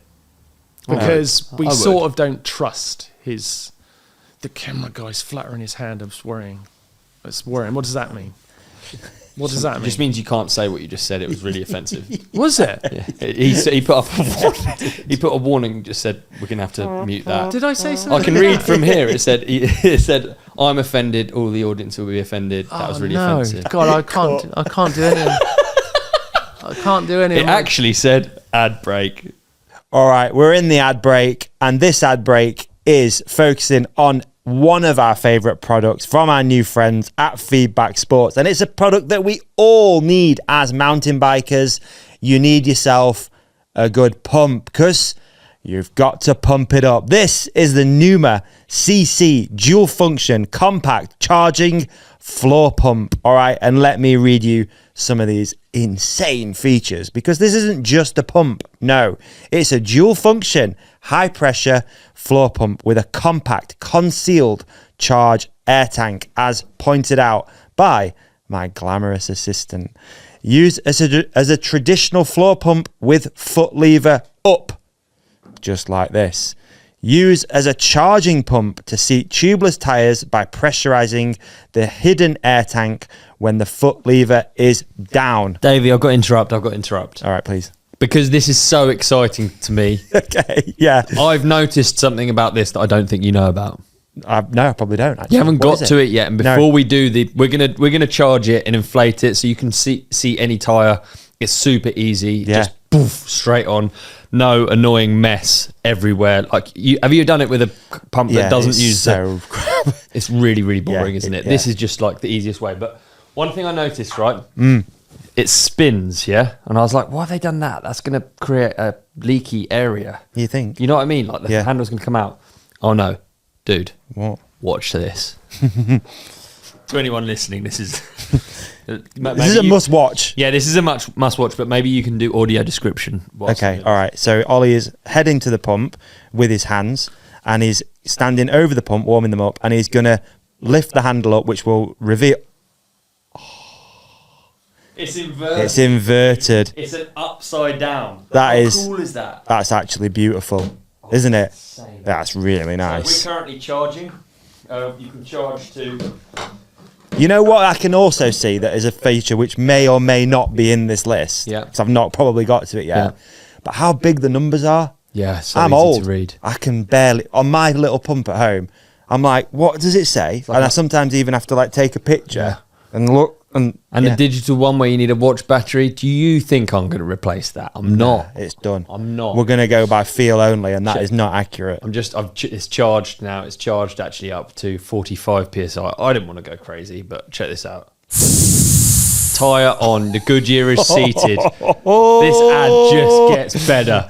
The Numa CC. It is cool, man. It's got also ergonomic, easy access, foot actuated air blast release valve as demonstrated by Ollie. Wide and stable because, again, you know those cheap pumps, they're just falling all over the place.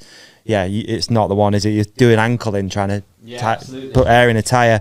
Presto Schrader and click valve, compatible head. Extra long 1,000 millimeter hose for easy reach valves. That's, mate, when you got the big 32-inch wheels, you're all good. You can reach with exactly. You know what I mean? It's lightweight, dual tube anodized aluminium construction, and it is lightweight, isn't it? It's very nice. And it's got storage cavity in handles. Oh, that's nice. That's really nice. Well, you know what I also really like? Go on, please. This one, I was going to put some snacks in. Nice. On brand. Okay, it also has, which I think is really good, replacement parts. Because they're some throwaway, aren't they?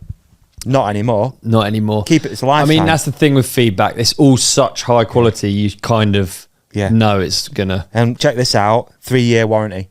That's pretty cool. Boom. That is cool, man. There's loads of reviews online. You can find those at feedbacksports.com. But as pumps go, this is the pump. This is the one, dude. This is the one. I can't believe it's inverted. How cool is that? Really sexy. That is unreal. Yeah, that's cool. That is cool. Yeah, big fan of that. Can't wait to use it. Amazing. Big thanks, Feedback Sports. Big thanks. Right, back to the ad. Now we're pumped up. Hey, that's good. Yeah. Right, we're back in. While Ollie makes. I like that ad. It was good. It's fantastic. Nice. One of the best. You're very good at it. We really do try, believe it or not. There is a lot of effort that goes in behind the scenes, which you also understand because you do all this stuff yourself. Actually, I'm sort of taking the mickey out of your adverts because you just read them. But there was that one that Ollie did that was like where he went and had the therapy and stuff. Oh, I mean, was brilliant. That's down to these guys. Did you do that? Yeah, we did. We did it as a company, but yeah. Really good. It's nice, isn't it? That was good, yeah. But he had like a consultation and everything. It was so funny. Yeah, I was actually laughing. Studio spot in London, like big day. Yeah. Big. Did it have a script? Well, yeah, we made it, yeah. Yeah. And actors. Actress, and catering. I've done a thing with an actress actually. Like, right. No, like a bit of acting with an actual person who's an actress. What for? Me and Ozzy did a video back in the day where we were pretending to be like we were all dressed up in 70s gear, tricks and stunts. Tricks and stunts. Yeah, and we did a bit of acting in that. And it was so bad. Oh, it's so bad. It's so bad. It's really brilliant because it's so terrible. How hard is that? Like, let's say now. Hard. Do you think? I think so because I've tried it and I was terrible at it. And I think it depends, like what the character is you're playing. I think if it's something that's probably quite similar to your everyday life, do you know what I mean? I don't know. It's you fun, can just be like you. Yeah. With the character twist. With a bit of twist. But if you're playing something, maybe you've got to do French accent. That's hard. Well, we know Ollie could do it. Well, Ollie could do it. Yeah. Chapeau. Ollie, he could do it. Yeah. But Matthew McConaughey did. I think it was. Has he been on it? No. Has he? Nah, not yet. But he did. But you're getting some big ones, aren't you? Yeah, you. But I know you're getting some big ones. Yeah, we got some big ones. Yeah. Yeah.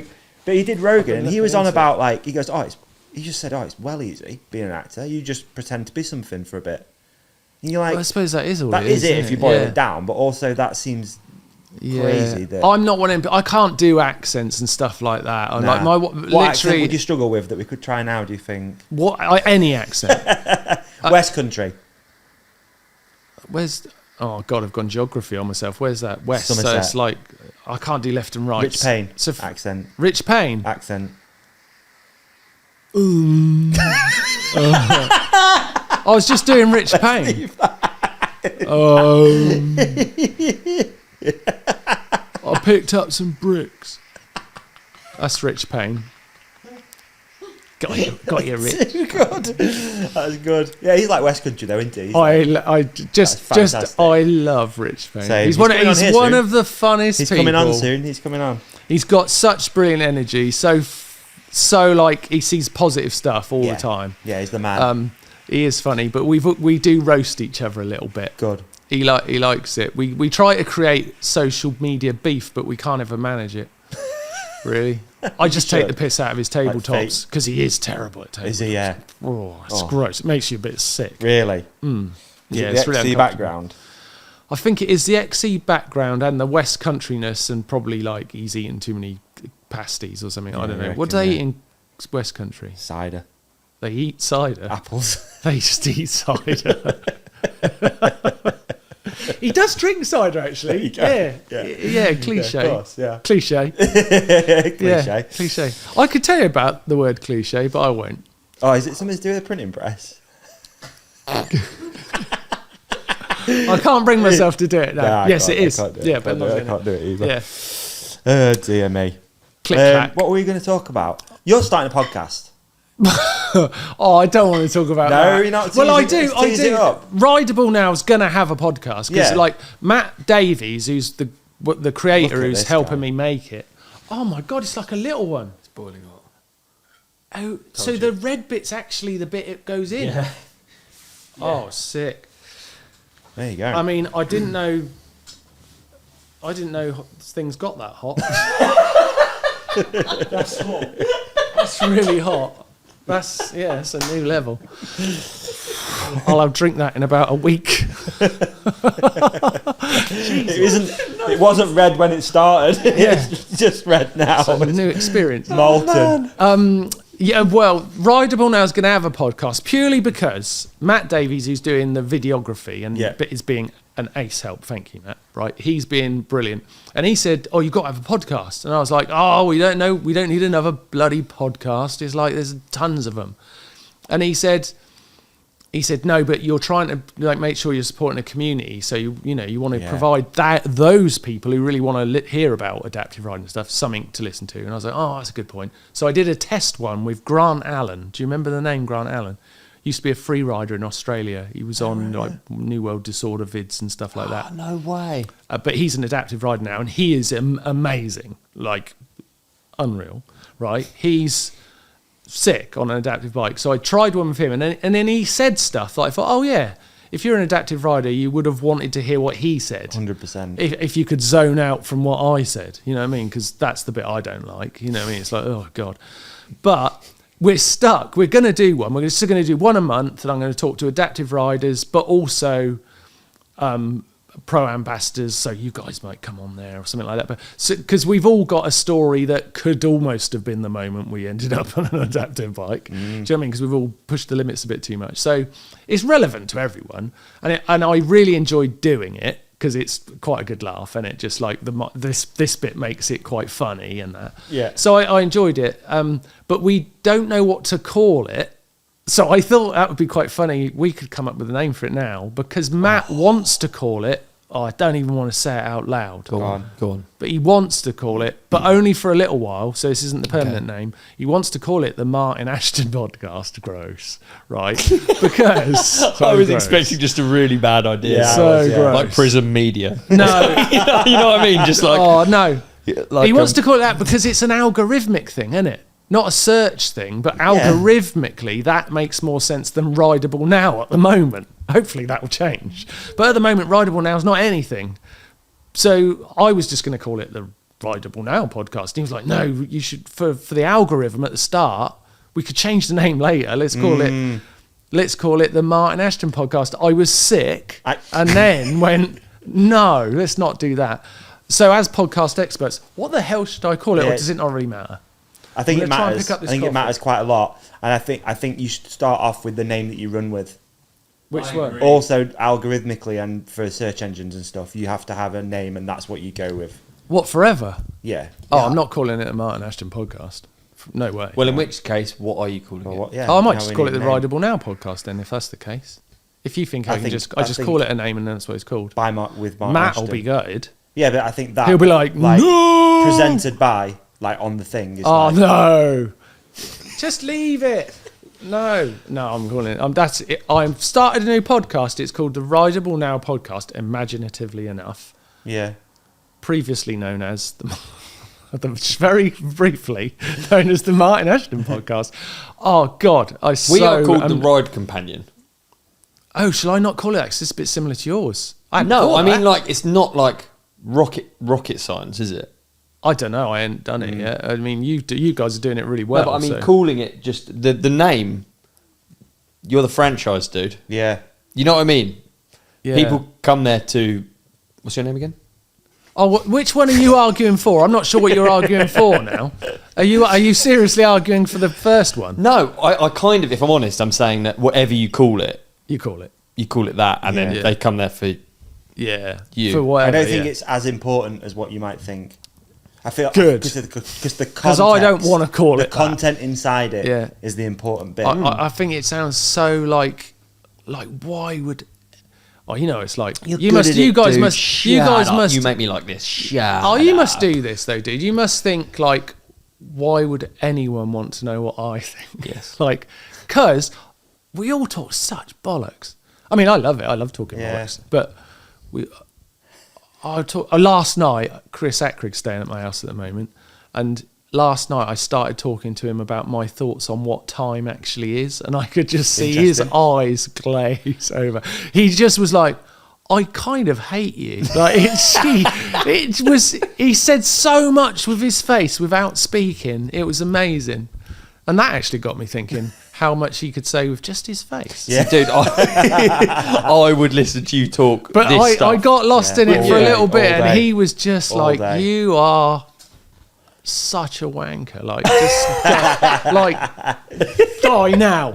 Like, you can see him wishing it. Die now? Oh no, didn't happen. Shit. This coffee is amazing. Right, It's actually I nice, like right? the Rideable Now podcast. I'm going I to stick like with it that. as well. I don't know if there's think anything wrong with Rideable it. Now is a wicked name. Because I the think world what is. it stands for is really cool. You Yeah. could call it Rideable Nowcast. Add a little Rideable bit of it. Nowcast. Yeah. That sounds a bit Are cool you- for me. Have you? No, I'm just on my emails. I was looking I for the thought you were doing your- ChatGPT. No, I thought he was ChatGPT. No, I was just showing him what I was on. I wasn't on ChatGPT. You're doing your No, emails. Wait, what? My ego just took quite the kicking there. He's doing his emails, and he just said it out loud. so sorry. Didn't even go. That's not what I meant. That's exactly what you meant, because that's exactly what you were doing. You were doing your emails. David, You literally can't thought. Oh my God, you're You making just me did blush. the thing. You just did the thing. I No. accused Chris Ackrick of. You're like, while he's talking, I'll do my emails. Fuck me. Unreal. Okay, I I have a going- defence for my. I was going on your website, but when he said Good that, website. I was just showing. I wanted to at least show I wasn't on ChatGPT. I was accusing him of coming up names for your podcast using I was AI. trying to get he wasn't, to the He was website. getting onto your website. But it was on my email screen. Disaster website, averted. Yeah, disaster. Yeah. Yeah. Ego crash. Wow. Okay. I was Ego trying to a find refill. buzzwords, 'cause I love this. But we I should love talk naming about. stuff. We should So I was talk trying about to what find time is buzzwords. at some Yeah. point. We should. Yeah, we should talk about that So I was just trying to find buzzwords. because but- it isn't what we think it is. Go on. Do you think it? Well, it's like if you. No, I don't think I should get into this. No, I do. It's so boring.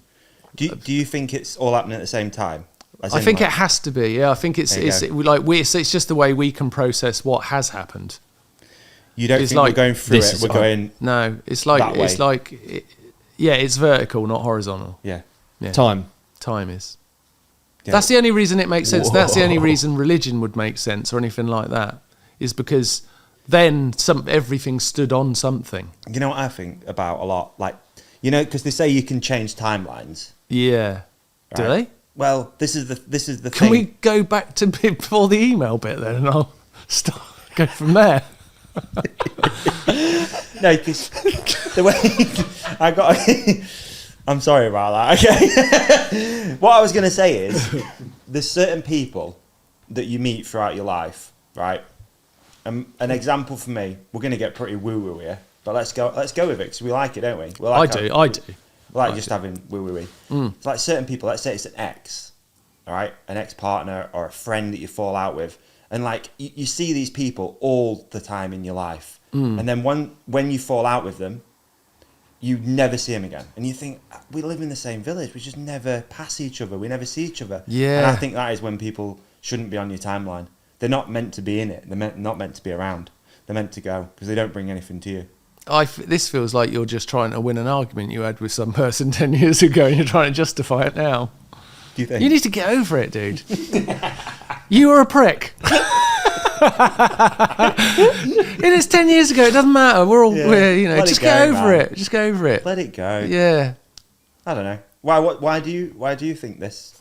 That's just the only way. I just don't think. Do you think that's what deja vu is then? No, that's the brain's tired, isn't it? Deja vu is just that your brain's tired and you've just had the thought, but then you have the perception of the thought a moment later. So it feels like you've been there before. So it's just a delay, isn't it? I think. I think the feeling is that you've been there a long time before. I've said that before. Terrible jokes. Terrible. It's because we started out with all that baguette stuff now, and it's thrown us all out. So fun like this stuff. It's thrown us all out. Yeah. I've really enjoyed this. It's delightful. It's really just good. made me want a sandwich. I'm French one. I just want a French stick. Yeah. Yeah. So before we recorded this, we recorded what we were going to try and do, and we were going to try and make you want a French stick. Clever. Yeah. Clever. Bring this episode. Bring in the French stick. Yeah. Bring in the French stick. That would be so fun. Record that afterwards. Just literally be like, so what we're going to do is we're going to try and get exactly what we did. It's like a form of on the hypnotism. podcast to say French stick. But he's got no idea. I'm thinking simultaneously about French sticks, and it's Tracy time doing being the intro. vertical, and trying to think of puns for your podcast. And it's so difficult. It is like what it must feel like to... And we get Tracy to do the intro. What was her name? Tracy Valens. Teresa Valens. Did she even exist? Teresa Valens. And I'm sorry Teresa. to anyone called Teresa, because now everybody who's Teresa's going, it wasn't me. I didn't even go to school with him. I know, and have met other Teresas that were perfectly presentable. Just not that one. It's not her fault, because it was more like the way her teeth were constructed and how they projected out of her face. It wasn't really much she could do about it. Because so the saliva would come down the sides, and it was just like, it was bad.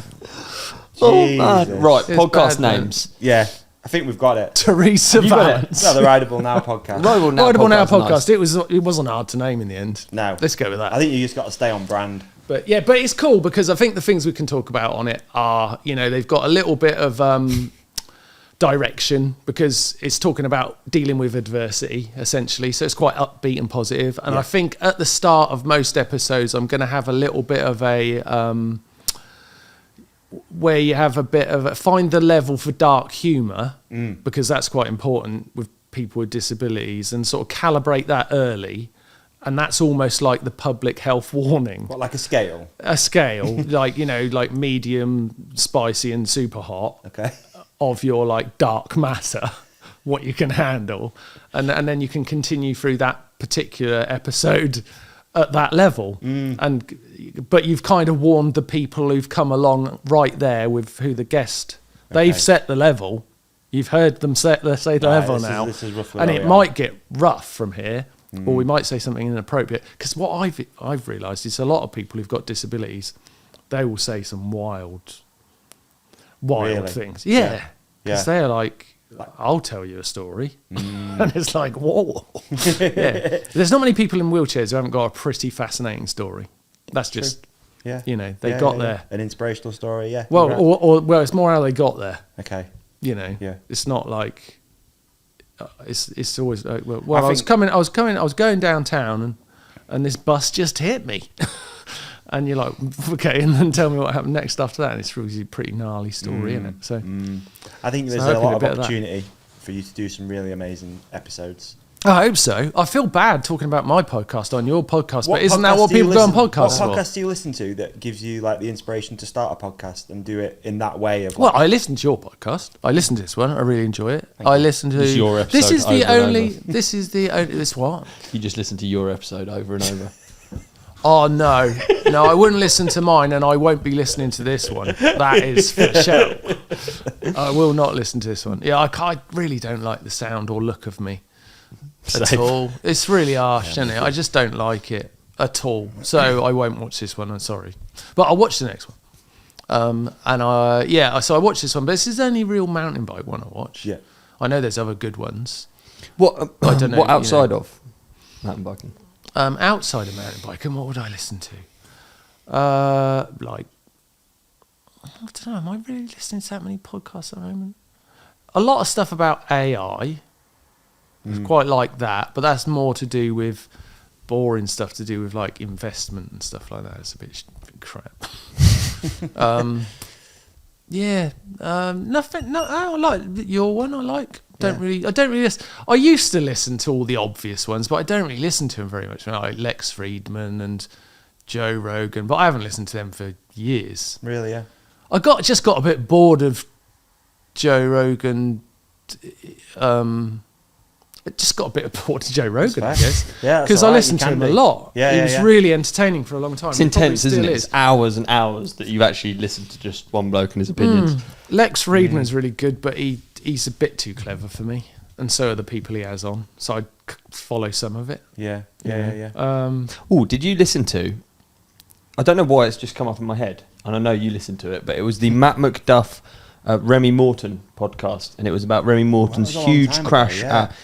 It was a really long time ago, but it would be one. It's like an evergreen. You could always I just agree. listen Is to it the loop crash or? No, No. it's not. It's Matt, but it's Matt, someone who's had a wild crash, talking Yeah. to Remy, who's had a wild crash, and Yeah. he was in a coma, Yeah. I believe. Whoa. Really interesting though. Yeah. It's really like yeah. Isn't Comas it a are story weird that as well, he- aren't they? Because they're not what you think. When people tell you what it was like being in a coma, it's not like Yes. they were having a sleep. Yeah, It's yeah, something yeah. else. I've chatted to a guy who's been in one before, and it's really gnarly. Yeah. He was like, basically, he was in a coma for 6 months after this car accident. His name's Otto. Guy lives in Germany, and he's a blind trials rider.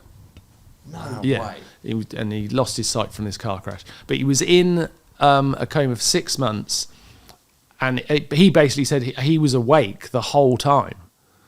Like it wasn't like not he was awake and he was listening to the room, but he had 6 months of life in it. Yeah. And And it what- was and hell. what was it? Yeah, he It's- said it was monsters and disasters, and he said it was hell. 6 months of he was in hell. Oh, it's horrible to Yeah, think. he said because it was so scary, scariest thing. like you he's say, ever. it looks peaceful. It looks like sleep, doesn't Yeah. it? My Yeah. friend was in one as well for a bit, speedway rider, Ty, and he said it was like living. Ty, as in Ty Woofenden. no way, you don't know him, Yeah, dear. yeah, God, he's well cool. yeah. It's pretty cool. Yeah, So he was in a coma for a bit after that crash last year, and he said that it was like being in a nightmare, but you can't wake up. He said, Yeah, like, that's if you're in a what I was gonna say, nightmare, you like shake, you'll wake up and be like, oh, I'm okay. Yeah, you couldn't get out of lived it. a nightmare, and then when he came around out of it, he didn't know what was real and what wasn't for a long time because he'd lived such a, like he was alive. yeah. So he had all these. I think he never actually said what it was, but he said like, Oh my he thought his god. partner was like cheating on him with all these people, and then he didn't know if it had actually happened when he was in a coma or Oh not. my word, that's Really so scary. gnarly. He was meant to Yeah. come on and talk about it, but he's gone back to Australia now. But Yeah. he did an episode about it, him and his partner, and it was so gnarly. Wow, It's that's like, crazy. wow, he really been through it. I with feel that. bad now. So has he done this podcast? Has he? I've never Before, seen- but Oh, not yeah, I've recently. I've not seen him he's on done here. it with yeah. me a few times Yeah, before it was yeah. this. Speedway's gnarly, isn't it? They're nuts. Yeah. They're nuts. They have big injuries, big moments. Speedway's one of the Yeah. gnarliest ones. I'd Yeah. say. There's a lot of Go that fast and there's a wall just next to you, yeah, literally. and other people Or on usually big it's an air heavy. fence disguised Yeah. as a wall. Yeah, it's crazy. It is Yeah. crazy. It is. Faster. And I used to go and watch League Speedway when Yeah. I was a kid. I used to love it. Oh, really? Yeah, it's so fast. When you go and see it live, every time you go there, it's so much faster than you remember than last week. You're just like, oh my God, you have to get your head around Especially it. if you go to a fast track. It's Yeah. actually fast. So quick. Used to I'd follow. love to go and see one. I've never seen Yeah. it. Really? I used to go to Reading races all the Did you? time. Yeah. It was amazing. I Is loved that it. still there? I don't know. I guess Because that's so. not far. That's like an hour. We should go. Yeah. Yeah, I don't know if Fred is still. It's a good evening. It's wicked. Yeah. It's like going to the dogs or something. You know what I mean? It's sort of the same sort of thing, isn't it? Betting and less cruelty. yeah. Well, yeah, I yeah. listen sometimes, so Is we'll dog get race? there. Is dog racing cruel? Is it? Yes, I do it. Yeah. horrendous. Is it? Yeah. What happens in it? I guess it's horrible. It's not the They- racing. It's the breeding or something like that. Bit of that, and also Yeah. a lot of it is kind of, how would you say? Oh, It's like- like tactical. So they'll give the dog stuff to make them really slow. You see, they have muzzles on. Sometimes they put weights in the muzzles to make them not win. You know, they Oh. sort of. Do they? I mean, Weights that's in why the- there's So it's loads like of- Why would they make? WWF? Why would they make them not win? I guess there's like backhanders going on behind the scenes and all sorts of stuff. Yeah, it's horrible industry. Oh God, Wretched. God. Let's not go to the dogs then. No, it's kind of been banned in most Yeah. places now. Oh, is it? Yeah. Oh, I didn't know that. It used to I be on thought- TV, didn't it? Yeah. Yeah, all the time. Yeah. Yeah. Yeah. Not anymore, mate. I don't think the dogs like It's it. over. You know what I mean? It's Dogs over. don't like doing it. They like zoomies. If you could just Yeah. get a dog in a zoomie and just it happened to be on a track, it'd be a Welcome to the World Zoomy Championships. when This week we've got Bertie and the Fredo. cocker spaniel. Yeah, they're going to go zoomy. Here they go, and they're away. Oh, look how happy he is. Yeah, Fredo in the 360 spin. Oh, he slid on his front paws and done that cute thing where he gets up and doesn't look embarrassed. Oh my God. Fredo's gone for the bum rub. He's scraping the bum. So what? I'm bringing it back. What ambassadors? Which ambassadors have you got so far? And I'd love to know Yourselves. about who it is Yeah. and what they bring to the table. Oh, well, at the moment, I've got yourselves, which is fantastic. And that was a timing thing, wasn't it? Because what I want to do is sort of drip feed the ambassadors out, because these pro riders, you'll know, you've got to make them, you've got to get their attention, because they're being asked to do a lot all the time. So I was thinking, I'd spoke to lots of people who would be ambassadors, and they were all like, yeah, of course, we'll help. And I thought, if I put them all on the website at once, then it'll be a flash in the pan. So I'm going to drip feed them out, almost like collector cards, Nice. like each week, with a little bit of a quiz before the card turns over. So you've got to try and guess who it is. So it's just on social, we're doing this. Cool. So you get like 10 seconds of like, who is it? And then we reveal them. But I sort of know the first 40 are, because I've asked them all. Oh, the lineup's fantastic. And it's though. what I love about it, right, is it's just like it's like literally playing actually like football cards in real life for me. guess It's so. just like I'm like collecting these amazing people, and they're all, you know, they're all really lovely, and they're all like, yeah, of course. I haven't had yeah, of course. Actually, I have had one, yeah, not a yeah, of course. Who was it? Who was it? But I can't tell you.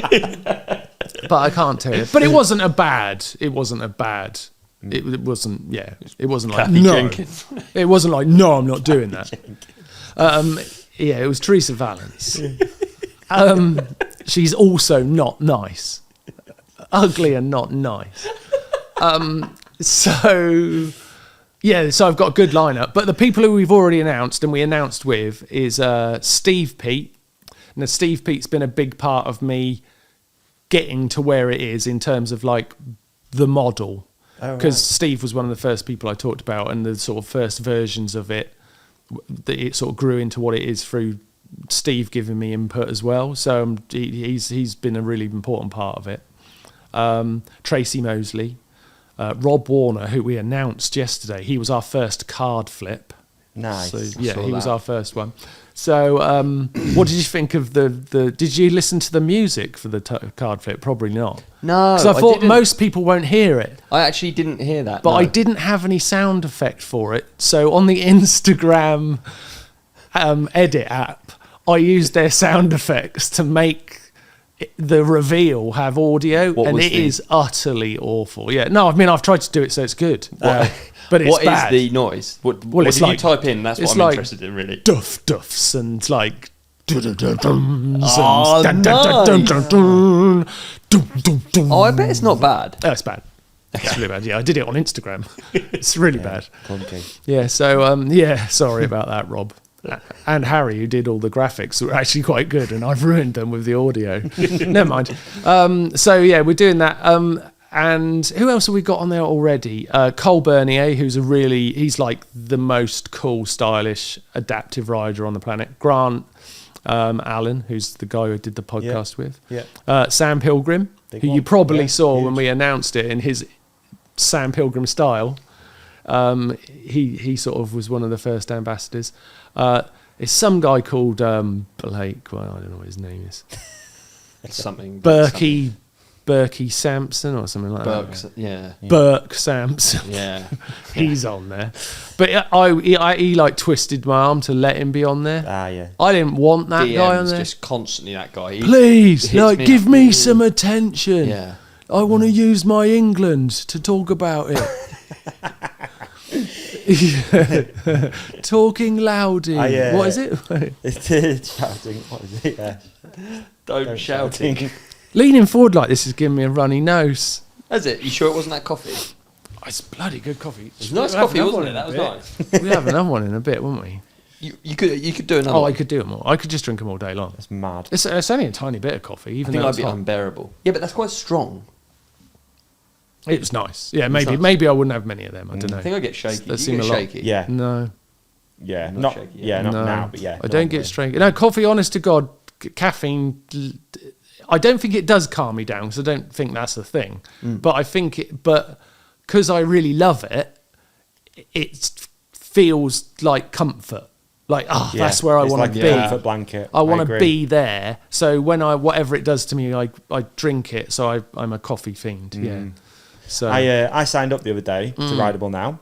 did you? I saw that actually. Yeah. Anyway, I remember. I wasn't Yeah. looking for praise or anything, I was just saying. And you can't win because we're mates. So I won't be. If you won, which is fine. I'd have to bin your name. So they have to cancel it then, is it? You have to do it all like proper. Yeah, it's actually. Oh God, I had to learn a lot of things. It's not that This is easy what to I was do gonna this ask you. thing. Yeah, It's actually, I was blown away by it's actually hard. all of the, you're on the site, you see you're entered into this draw, this is happening, you've got all this access to content, blah, blah, blah. Yeah. I huge spent the last undertaking, 6 dude. months doing that. Yeah, Really? and it's just me. Is it? Yeah. Have you built the website and everything? No, I didn't. I designed. But like the a legalities and website. everything is a lot, isn't it? Because it's like Yeah. prize draws. It is, but it is also quite simple at the same time because it is just as clear cut as you imagine. It's Right. like there's a draw, someone wins, that is the winner. That's it. Yeah. It's got, it's proven and it's all, just you can do it through there are companies you can do it through, but I haven't done that. So how will you do the draws? So we've got the Hope bike Yes. recently, which Yeah. the video is out. We'll put a link in the show description so people can watch that.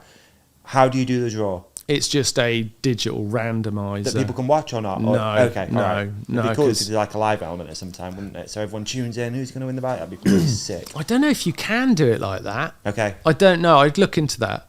But I've had to look into all the legal sides of it. Yeah. And I have actually got it's called a small society lottery license. So I could do it as a lottery. Right. But the only problem is the website platform that I'm using is an American site and they don't recognize my British lottery license. Right. So if I put it on as a normal lottery, they'd flag it. Right. And I'd sort of be illegal in their regulations. So I've just got to do it as like free to enter competition, but we're very much of like a bit like Omaze. Yeah. It's like a free to enter thing, but the spirit of it is like, but don't. Because like you can, and it's a pain in the ass to do it. Like it's almost exactly the same process as signing up. So it's no quicker or anything Right. like that. But the idea is you're coming here to do a thing and do that. But that's not for some people, and Yeah, definitely. and they can win just the same as anyone else. I You think can't do anything about it. I really Actually, you want, wouldn't. like- No, I don't think you wouldn't. I wouldn't really even look. So. Okay. I really want like these hard takeaways for people. I think it's really important to understand what this exactly is and why people should support it. Yeah. So like give the £5 a month. Yeah. So I'm as a user, I'm in the prize draw for a bike. Yeah. Dream build bike. Yeah. Monthly. Month. No, the bike is every other month. Every other month. Every Still single huge. month, you're also in the MTB kit giveaway. Which my friends and partners when you visited Hookit the other day said you were trying to basically create like the generation game. I really want it. I mean, initially this is huge. Yeah, you get a like it's like you're a pro rider for the day. Just everything. They're you know, aggressive. it's like, The prizes, aren't they? Like yeah, I really want it to be like, you know, almost silly that it's so much stuff. But I've got to build to that, and that's going to mean I'm going to have to do a lot of negotiation with sponsors to get that to happen. But that's what I'm working on. Yeah. But initially, it's like it's a good bundle of kit that you'll feel nice about winning, no problem. Mm-hmm. But I would love to build it into you win this and this and this, because that's just funny. Yeah. And just I think I'd love to have a thing happening at least every month where everyone's like, God, I just would love to get that. Yeah. I just to have the boxes turn up. It's cool. You know, like so cool. Like I was with Hope the other day, and I was like, "Can I have some of your pedals?" And they were like, "Well, there's the Renthal pedals." And I was like, "Yeah, but I want someone to win these pedals and these pedals." And you're like, "What am I going to do with all these pedals?" It's like, I don't care. But it's pretty cool that you can pick pedals. Yeah. Yeah, it's cool. Should I put the gold ones on or these? Yeah, it's just like, really I want it to be fun, you know. And I really feel like the £5 a month thing, you can dismiss it in the sense that you could say, well, you're giving me a cup of coffee a month. Right? So you could say that. But I don't think that's true. I think £5 a month's a lot. Like, I think that's a big ask. I don't take that lightly. And I think the person who turns up like yourself and said, yeah, all right, like you deserve, it should be really, you know, you should get something really good for that. And it in the least, it should be exciting. It should be like, God, I might win. And they sent the lottery, the numbers, the chances of winning are good. Yeah. As much as I'd love it to be really difficult for you to win, because there's billions, it's not going to be billions of people here. So the chances of winning are good, really good. Like you say, it all kind of ties back to this mountain biking showing up for people. And I think if you enjoy riding, you enjoy the trails, you enjoy you know what it feels like. Yeah, a £5 is like, come on, you're just supporting. It's doable. You're just supporting the sport you love. It's doable, and the people. And I know every single mountain biker that I've ever met. If I rolled the person they're helping up next to them, they'd be desperate to help them. Yeah. If they met them. But they're out there. Yeah. You know what I mean? They're not imaginary, but you just haven't met them yet. But why don't you meet them out on a mountain bike trail? That'd be sick. Yeah. You know what I mean? That's where you could meet them, and they would be a bike rider just like you. They wouldn't be Mr. Wheelchair or Mrs. You know, crutches. They'd be a bike rider like you. They'd probably be an even more impressive bike rider than you've ever met, because you've ridden the bikes. They're gnarly. Hey, let me tell you, I followed you down that trail at Bikeport Wales, and it was a merriment. They go quick, don't they? I mean, they don't go as quick as you guys, but when you're on it feels fast. Unreal, dude. Yeah, it feels fast. They go really quick, Martyn. Yeah. Genuinely, all of my hooting and hollering is the real deal. I can't believe what I'm seeing. Genuinely, they're so fun. It's wicked. That's what I was going to say. Like, keep talk about it as adaptive.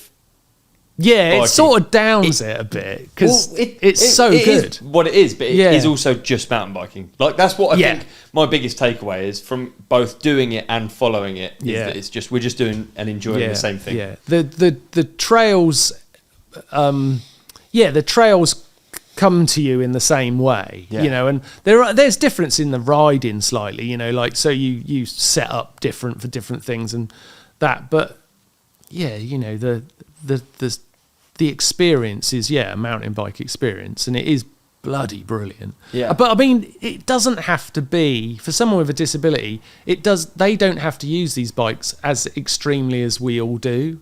The thing those bikes can do for anybody is get them out on what we all take for granted, going out for a wander or going out for a trek up a mountain, or that's what those bikes are capable of easily. They do it no problem, because they're so capable at what we use them for, and that's the bit I think is really exciting for the brands themselves who make these bikes, is that their potential customer base is massive.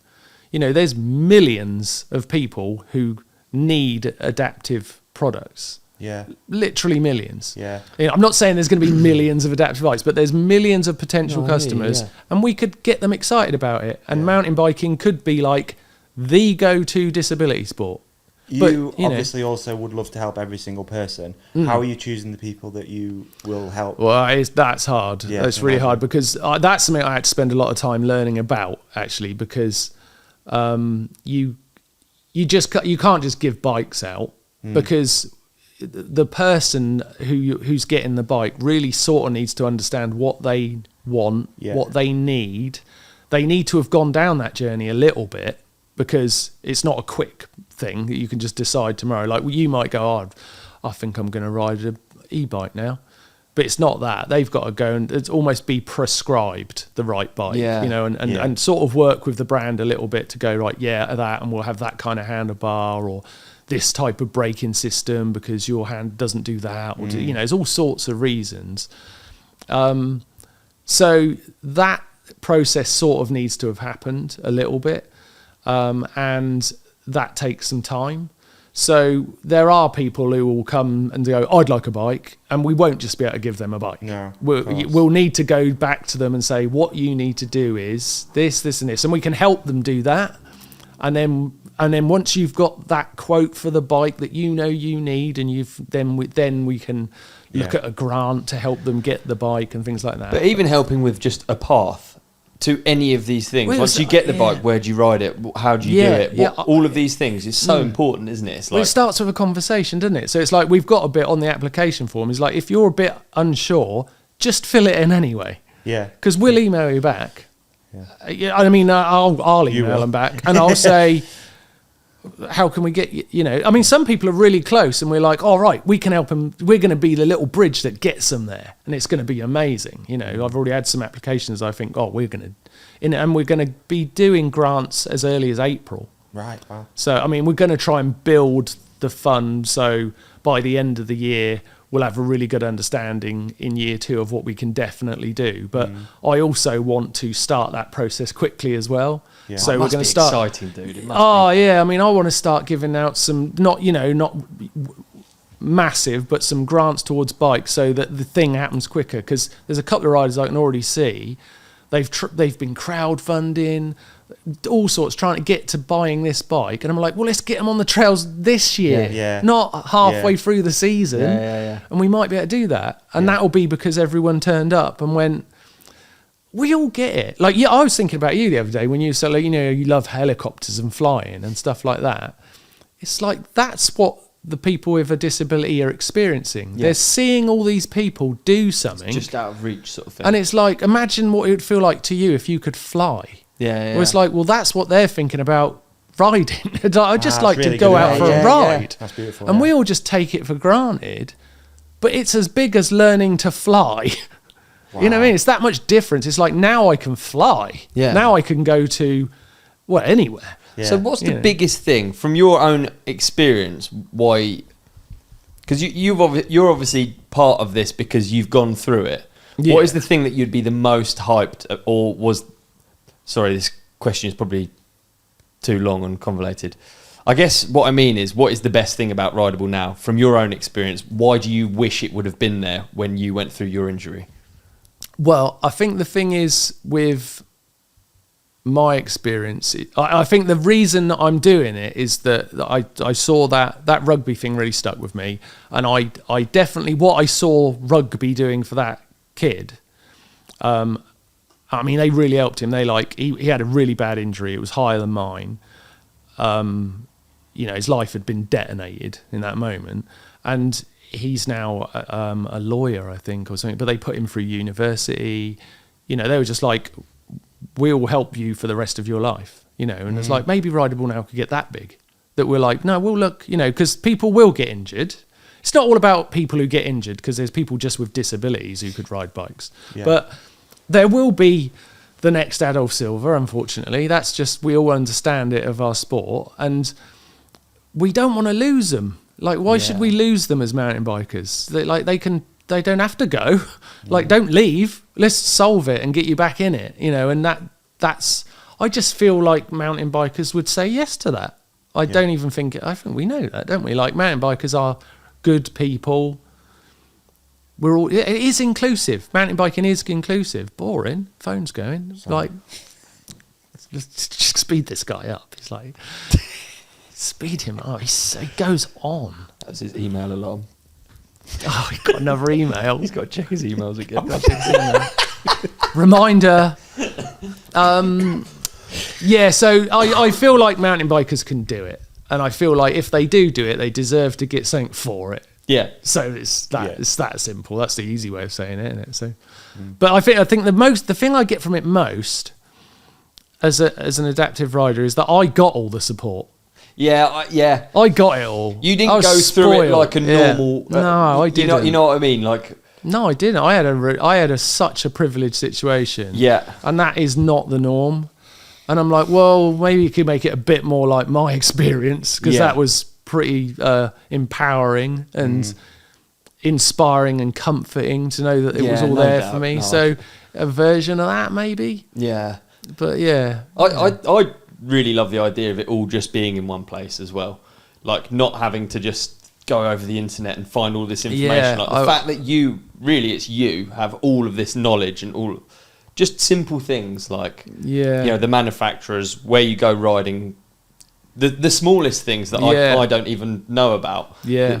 I think like it's hard to do as well, because there are loads of people in the adaptive scene doing amazing things, much more amazing things than me, building these bikes and working really hard to get trails accessible, and that is like as I've looked into that, I'm like, oh my God, there's people doing incredible stuff, and I just want to hopefully get a chance to tell the stories about those, because I really want to make content that is full of adaptive riding, but also full of partnered with a normal ride, because I think what I've learned through GMBN is that I can get adaptive riding in front of people when I'm riding with Blake Sampson, because people also want to see Blake Sampson, mostly, and then you leverage the adaptive in, and if I can do a bit of that, because that gets it in front of more people who might realise how important it is, and make that sort of jump in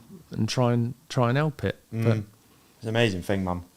It's fun. It's really fun. Cool. It's so good. I've enjoyed it so much so far, but it's but now I've got to do social media things and all sorts. I don't really know what I'm doing, I've realised. But honestly, you're literally one of the best people for it, Martyn. And I'm sick of the self-deprecation. I'm not gonna go with it anymore. Yeah, I'm bored of it. You're incredible on a camera. You do it all the time. I want to watch you, whoever you're with.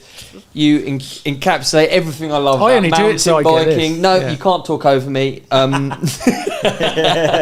Honestly, though, dude, I'm so excited to see all of your next upcoming videos, projects, everything you do.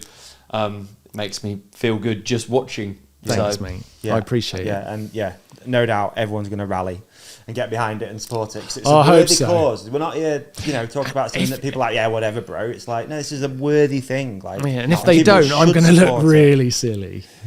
If they don't, if no one turns up, I'm going to look really stupid, like the dumbest. Like, oh my God, that guy. Do you remember that guy who tried that thing? That tried to do. Oh my God. As if. He went on Dragon's Den and he tried to pitch them in the elevator. And then the elevator opened, he had nothing to say. What an idiot. One guy was just on his emails. One bloke was on his emails and he was banging on about how hungry he was for some baguette. Yeah, and the other guy went and made a coffee. What's This has been the most fun podcast. Yeah. Can we do some list of questions after? Is that okay? Yeah. All right. Have we finished? No, we're going to do a quick... we might just do another ad break. Yeah, how many ads? We're not even doing ad breaks. We just say it and then... Yeah. Just say it. But how many ads do you do? About 17. Yeah. Into the ad. Welcome to the ad break. Dude, I've got something I need to discuss with you. Oh, It's a sad day. I think the green van has run its course. Oh, no. Are you looking for a car? Look, I need to get out there, ride my bike in different parts of the country. You're quite stuck here, aren't you, in the green van? I'm getting a new car, and look, I don't know if you agree, when you're buying a new car, it becomes really all-encompassing. It's all you think about. Yes. You're on Facebook Marketplace, you're searching. Yeah. I get so many scam ones. I'm talking to people. Is this still available? No, it went last week. I've just left the ad up. It's a nightmare. So annoying. I need a way of making it easier. I think I have one. Let me give my dad, car dealer. Hey, Great point. Let's give him a Is quick this an ad for your dad? Yeah, well, let's try Okay, him. let's give him a call. Okay. Hi, Dad, you all right? Yes, I'm fine, pal. How are you? I'm all right, thank you, mate. I'm just with Ollie. Oh, yes. He's looking for a new car. We just wondered if you've got anything in stock that might suit him. Well, I'll tell you what's just come in, Dave. Yeah. In part exchange, a really nice 15-plate Mondeo estate car. Nice. All right. Yeah, it's really nice, really clean. Low mileage? No. Okay, what we That's talking? It's done nearly 200,000. Okay. That's quite low, to be honest, for you. For £2,000. £2,000. Yeah. £2,000. Okay, that's not bad. Yeah. Is there out else? Is there out else on forecourt? A little Igo. That was nice. Igo. It's only a little lad, isn't it? Yeah, he is a So, little one. What year's that on? Little Igo is a 57 plate. Quite new. Oh, yeah. Yeah, it is for me. Yeah, it's very new. High mileage? £20 a year road tax. Not bad. 70,000 mile. Okay. All right, this is a good bargain, I think. This is a good one. Yeah. So, it's interesting, that one. That's nice. All right, okay. All right, well, I'll pitch these to him now, and we'll come back to you. You back to me. Okay. All right, pal. Thank you. See you, mate. See you later. Bye. Bye. Mondeo or an Igo with Yeah. quite a lot of miles between them. Yeah. There's got to be a better way, and I think we found the better way. They're options, at least. There are options. They're fallbacks. Yeah. How about CarGurus? All right, David, what's CarGurus? CarGurus, mate. Basically, CarGurus puts you in the driver's seat with complete car specs, owner history, price change information, and dealer reviews, so you can feel confident getting a great deal. Now, Wow. we have actually used this recently. My partner just got a new car, and we use CarGurus because it comes up. It's really nice. It comes up, and where it says the price, it says like good, fair, high, low, and it kind of like rates them. So you don't have to endlessly research and learn an entire I've seen that model spreadsheet range. you've got. Yeah, I have. I have. I don't need that. No, you can just use CarGurus, all right? So you can get access to hundreds of thousands of cars from top-rated dealers, so you can find the best deal. CarGurus also gives you the control to search, buy, and sell.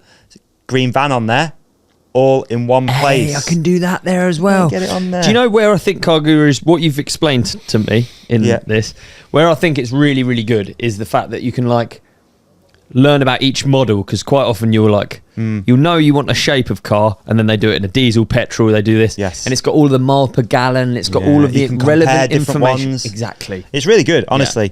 So if our listeners would like to join millions of people who have found their best deal with CarGurus. Where do they go, dude? Where they go? I'm going to tell you. They're going to go to cargurus.co.uk for complete vehicle details without any surprises. That's CARGURE. I spelled it wrong. And it's written down. We're going to try again. Get ready. Everyone say it along with me. CARGURUS.co.uk. Cargurus.co.uk. Okay. Search, buy, sell, sorted. Hey, I'm actually really hyped on this as a sponsor, because I am actually genuinely, this wasn't just like our normal ad prompt. No. This is actually, I am real searching life. for a car, and it is really useful to And be we able to compare actually just used it to get one. them. Yeah, how good is that? The dream. Thanks, CarGurus. Thanks, CarGurus. Right, should we do some quick fire list of questions? Yeah, let's do it. Have you? Are these made up? No, I they're thought from this the other Free day. I Rider was like- Green. You can even check it if you want. You can do fact checking as you But go. when did you if you're get that them? suspicious When that did you people, get them? Oh, on it doesn't. Instagram. What more information do you want? What? You know what I mean? Well, like, did you do it while we were on here? No? Oh, you did it before. That's what I I meant. knew you were coming. Yeah, we did it in the timeline. We did it underneath because it's a vertical timeline. Yes, yes. You're with me now, aren't you? We actually did it in the future. Yeah, yeah. I mean, we should. we? We Was off it- the podcast. We should discuss it because it's important. Is this deja vu? No. Okay. No, I already that must explained. mean that I'm tired and my brain just Yeah. farted. No, don't say that word. It's not that. Farted. I don't like that word. Do you not like that word? Actually? No, I don't like that word. No. Brain. No, the other one. Right, Free Rider Don't Green. say brain. Free Rider Green. How hard is it waking up every day as a legend? I wondered what he was going to ask then. I was like, wow. Well, he didn't ask that, did he? Wow. He wanted to. He That didn't, is did brilliant. he? Can I answer both? No, only the real one. What is it like? It's I'm not going to answer it like you would, like you'd hate me to. I'm going to answer it properly. Good. I'm going to take it on that he likes me and he thinks that he likes my riding many. and stuff. Yeah. So, waking up for me and many other riders who have had lots of love from fellow mountain bike riders, knowing that they liked it feels pretty good. It feels pretty good. That's nice. Like I'm genuinely chuffed that I've done some bits of riding that it seems like other people liked, like I like other people's riding. Yeah. So I'm very happy about that. I definitely don't take it for granted, and the luck that got me to that, I am like astounded by. But it's great. It's great. That's awesome feeling, isn't it? When you've done, so Yeah. it's nice. Absolutely. That's a good answer. Thanks. And I like that you did Thanks. it. We got one from Leave Me Alone. What's better for you, an adapted seat on an MTB or something like a Bowman? Is it two very different? Bowhead. Bowhead, sorry. It says- Bowhead. Bowhead. So yeah. Is it two very different experiences? Yeah, oh yeah. Well, because the bowhead's really clever because it means you've got lots of independence. Like I can stop where I want, I can get on and off it myself, Yeah. I can get it out the car on my own. I need a little bit of help to get it in. So it's really, it really is your own experience riding. And you're sat on a, medical grade wheelchair seat. So you're very comfortable. You can sit on it all day long. So there's lots of, it's an amazing piece of kit. The bucket bike, which is what he's kind of referring to with a normal bike adapted to, but that's wildly fun. Okay. It's so funny because we should do it because it's like Please. a team event. It's so hilarious because I'm on it. I don't care. I'm pretty safe on the bike. I'm sort of strapped in. My hips are protected, which is kind of the main thing. Right. And I just roll down and, the bike works really weirdly because you're basically seat bouncing everything. So it just does weird shit. That's really funny. But everyone around you so hyper stressed because they're they don't want to be the one nearest when it all goes wrong and they didn't catch me or whatever. And if you're all in on it, and a bit of fun, it's just hilarious. It's can we get this dickhead from here to there?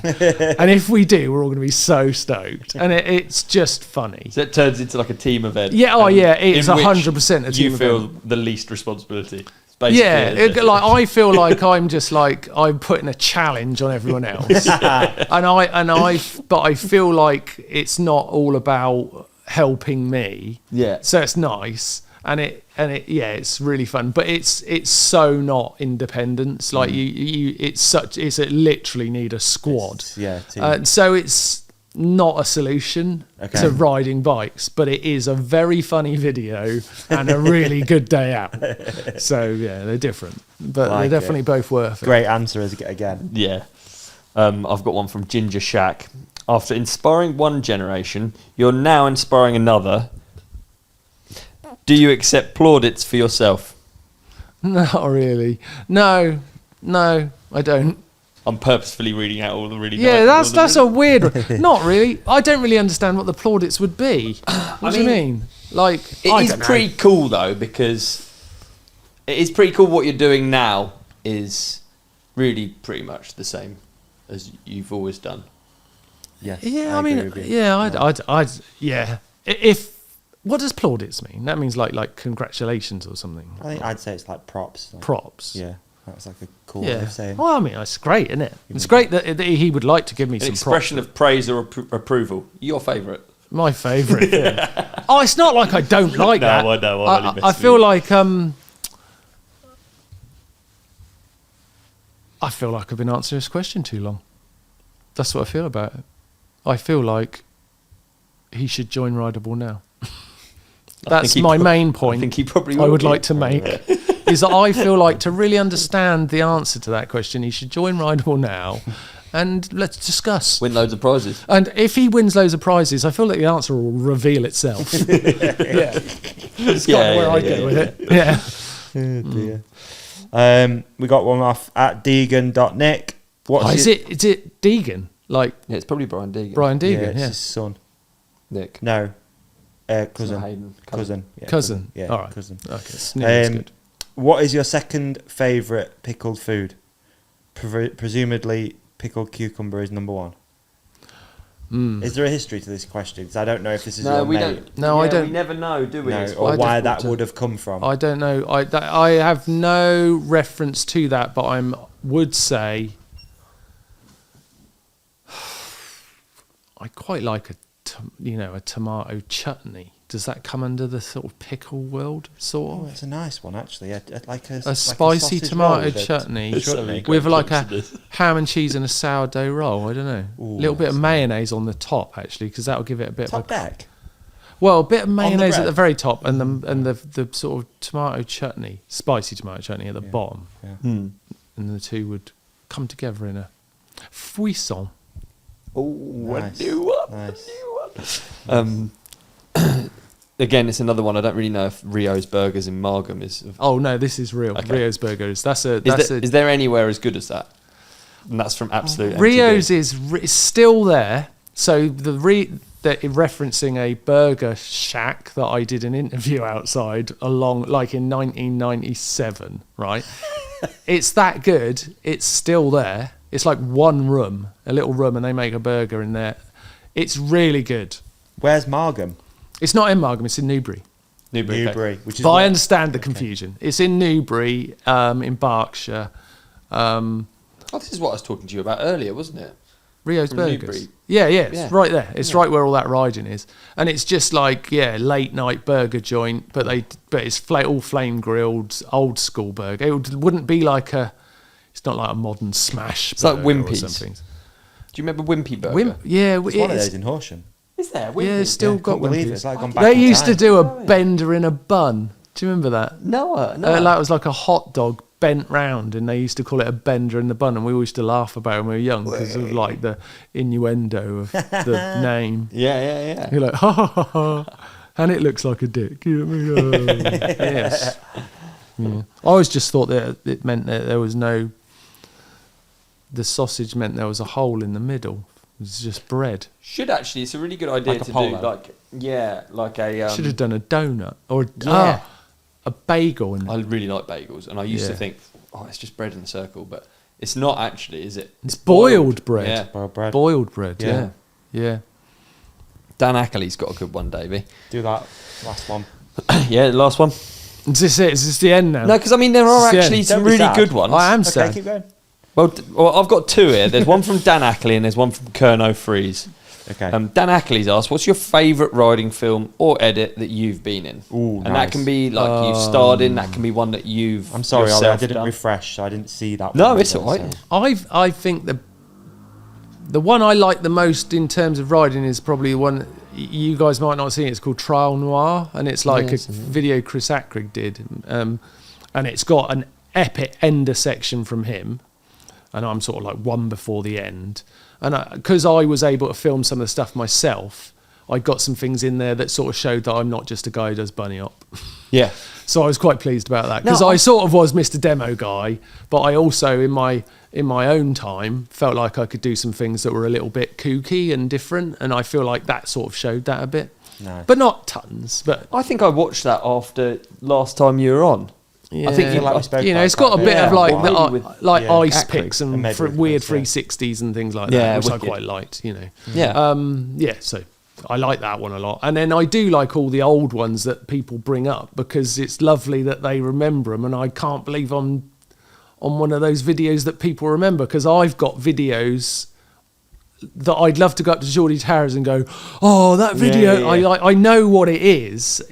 I'm that person too. It's just that's not my video. So what, like Get a Grip, is it? Is that one of them? Chain Spotting? Yeah, Get a Grip. I think that was like an MBU. Get a Grip, we're in a bit of it. Me and Ozzy are in a bit of it. And then Chain Spotting, which was... That was actually quite a cool film, I think. Yeah. So we were pretty lucky to get on that. And then the Tricks and Stunts one is they're sort of like the aftermath of being noticed on Chain Spotting, and they're maybe not as good.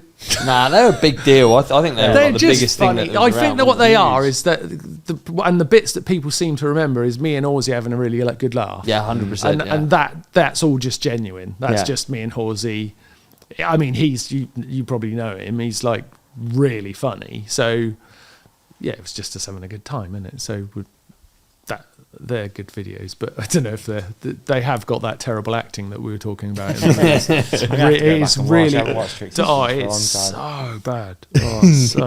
Right, I've got one last one, and it's sort of bringing us all the way back to the beginning, or maybe in the beginning when we were talking about moto trials and your interest in moto trials. Not baguettes. Kerno Freeze, would you have rather been a pro moto trials rider if given the chance? Oh, that's actually a really good question. Isn't it? Yeah, it is a good question. Oh, that's hard to answer, because I think the answer might be yes. Really, yeah. I love motor trials. I love it. Oh, I don't know, actually, because the people aren't the same, and mountain bike's full of... we got some wild people that I got to grow up with, like the obvious people, like P and all those guys, like hanging out with them. Trials didn't really have them people. And that was the reason my dad told me to go to mountain biking, because he was like... He loved motorbikes, that's why we were doing it, but he was like, it's so old school and flat caps and old blokes moaning about, people riding two strokes and they should be on this and rules and regulations, and it has got a lot of that. And he was like, this thing's new and young and you should get into it, it's got energy, and he was right. Yeah. And that's what mountain biking had, it had an energy that nothing else had at the time. Yeah. It really was special. It wasn't just a new sport. It had oh my God, this is what sports can be feel to it.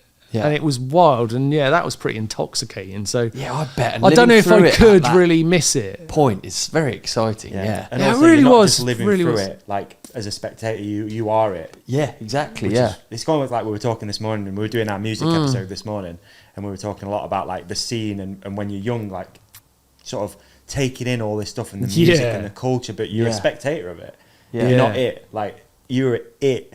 Yeah, it still was such a good time. Crazy. So I don't know if I could live. I don't know if I'd want to miss out on that. And motorcycle trials didn't have that. As cool as I think it is, it isn't that. And the riding's cool now. It's amazing to watch. But so maybe I disagree with myself. I just can't not have that.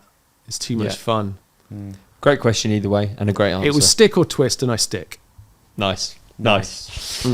Fantastic episode, Martyn. Yeah, no this worries. Has been such fun. Yeah, this has been lovely. Looking forward to the next one already. Where do people go? And what do people do? Please go to rideablenow.com.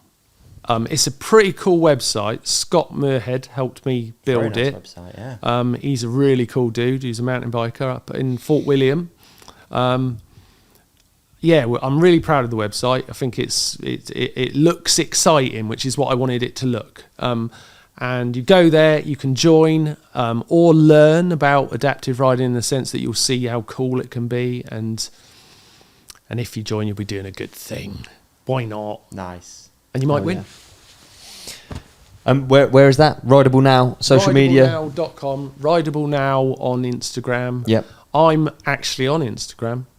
Really? I'm there too, Yep. and I am terrible at it. I haven't done it for ages, and now I've got to do more of it, and it's so I apologise for the awful Instagram and social that is to follow. My bad. Well, the links are in the show description, so you can literally just scroll down if you're watching or listening to this, and just click the Rideable Now website where you can sign up, and for just £5 you could feel like a pro mountain biker, and you could feel like you're doing something really special for a really lovely community. Hell yeah. Yay! Thanks for coming in, Martyn. That was really, really good fun. My pleasure. Can we have another coffee now? Yeah, let's have another coffee. Just one before I go, just to keep me up. You know. Yeah. Thank you, Martyn. Cheers, Thanks, mate. Martyn. Cheers, lads. Peace and love. Like and subscribe.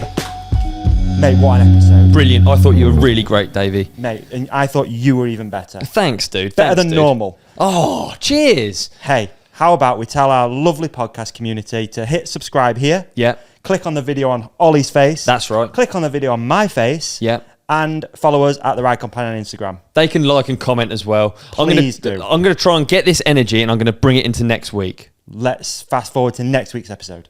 Done.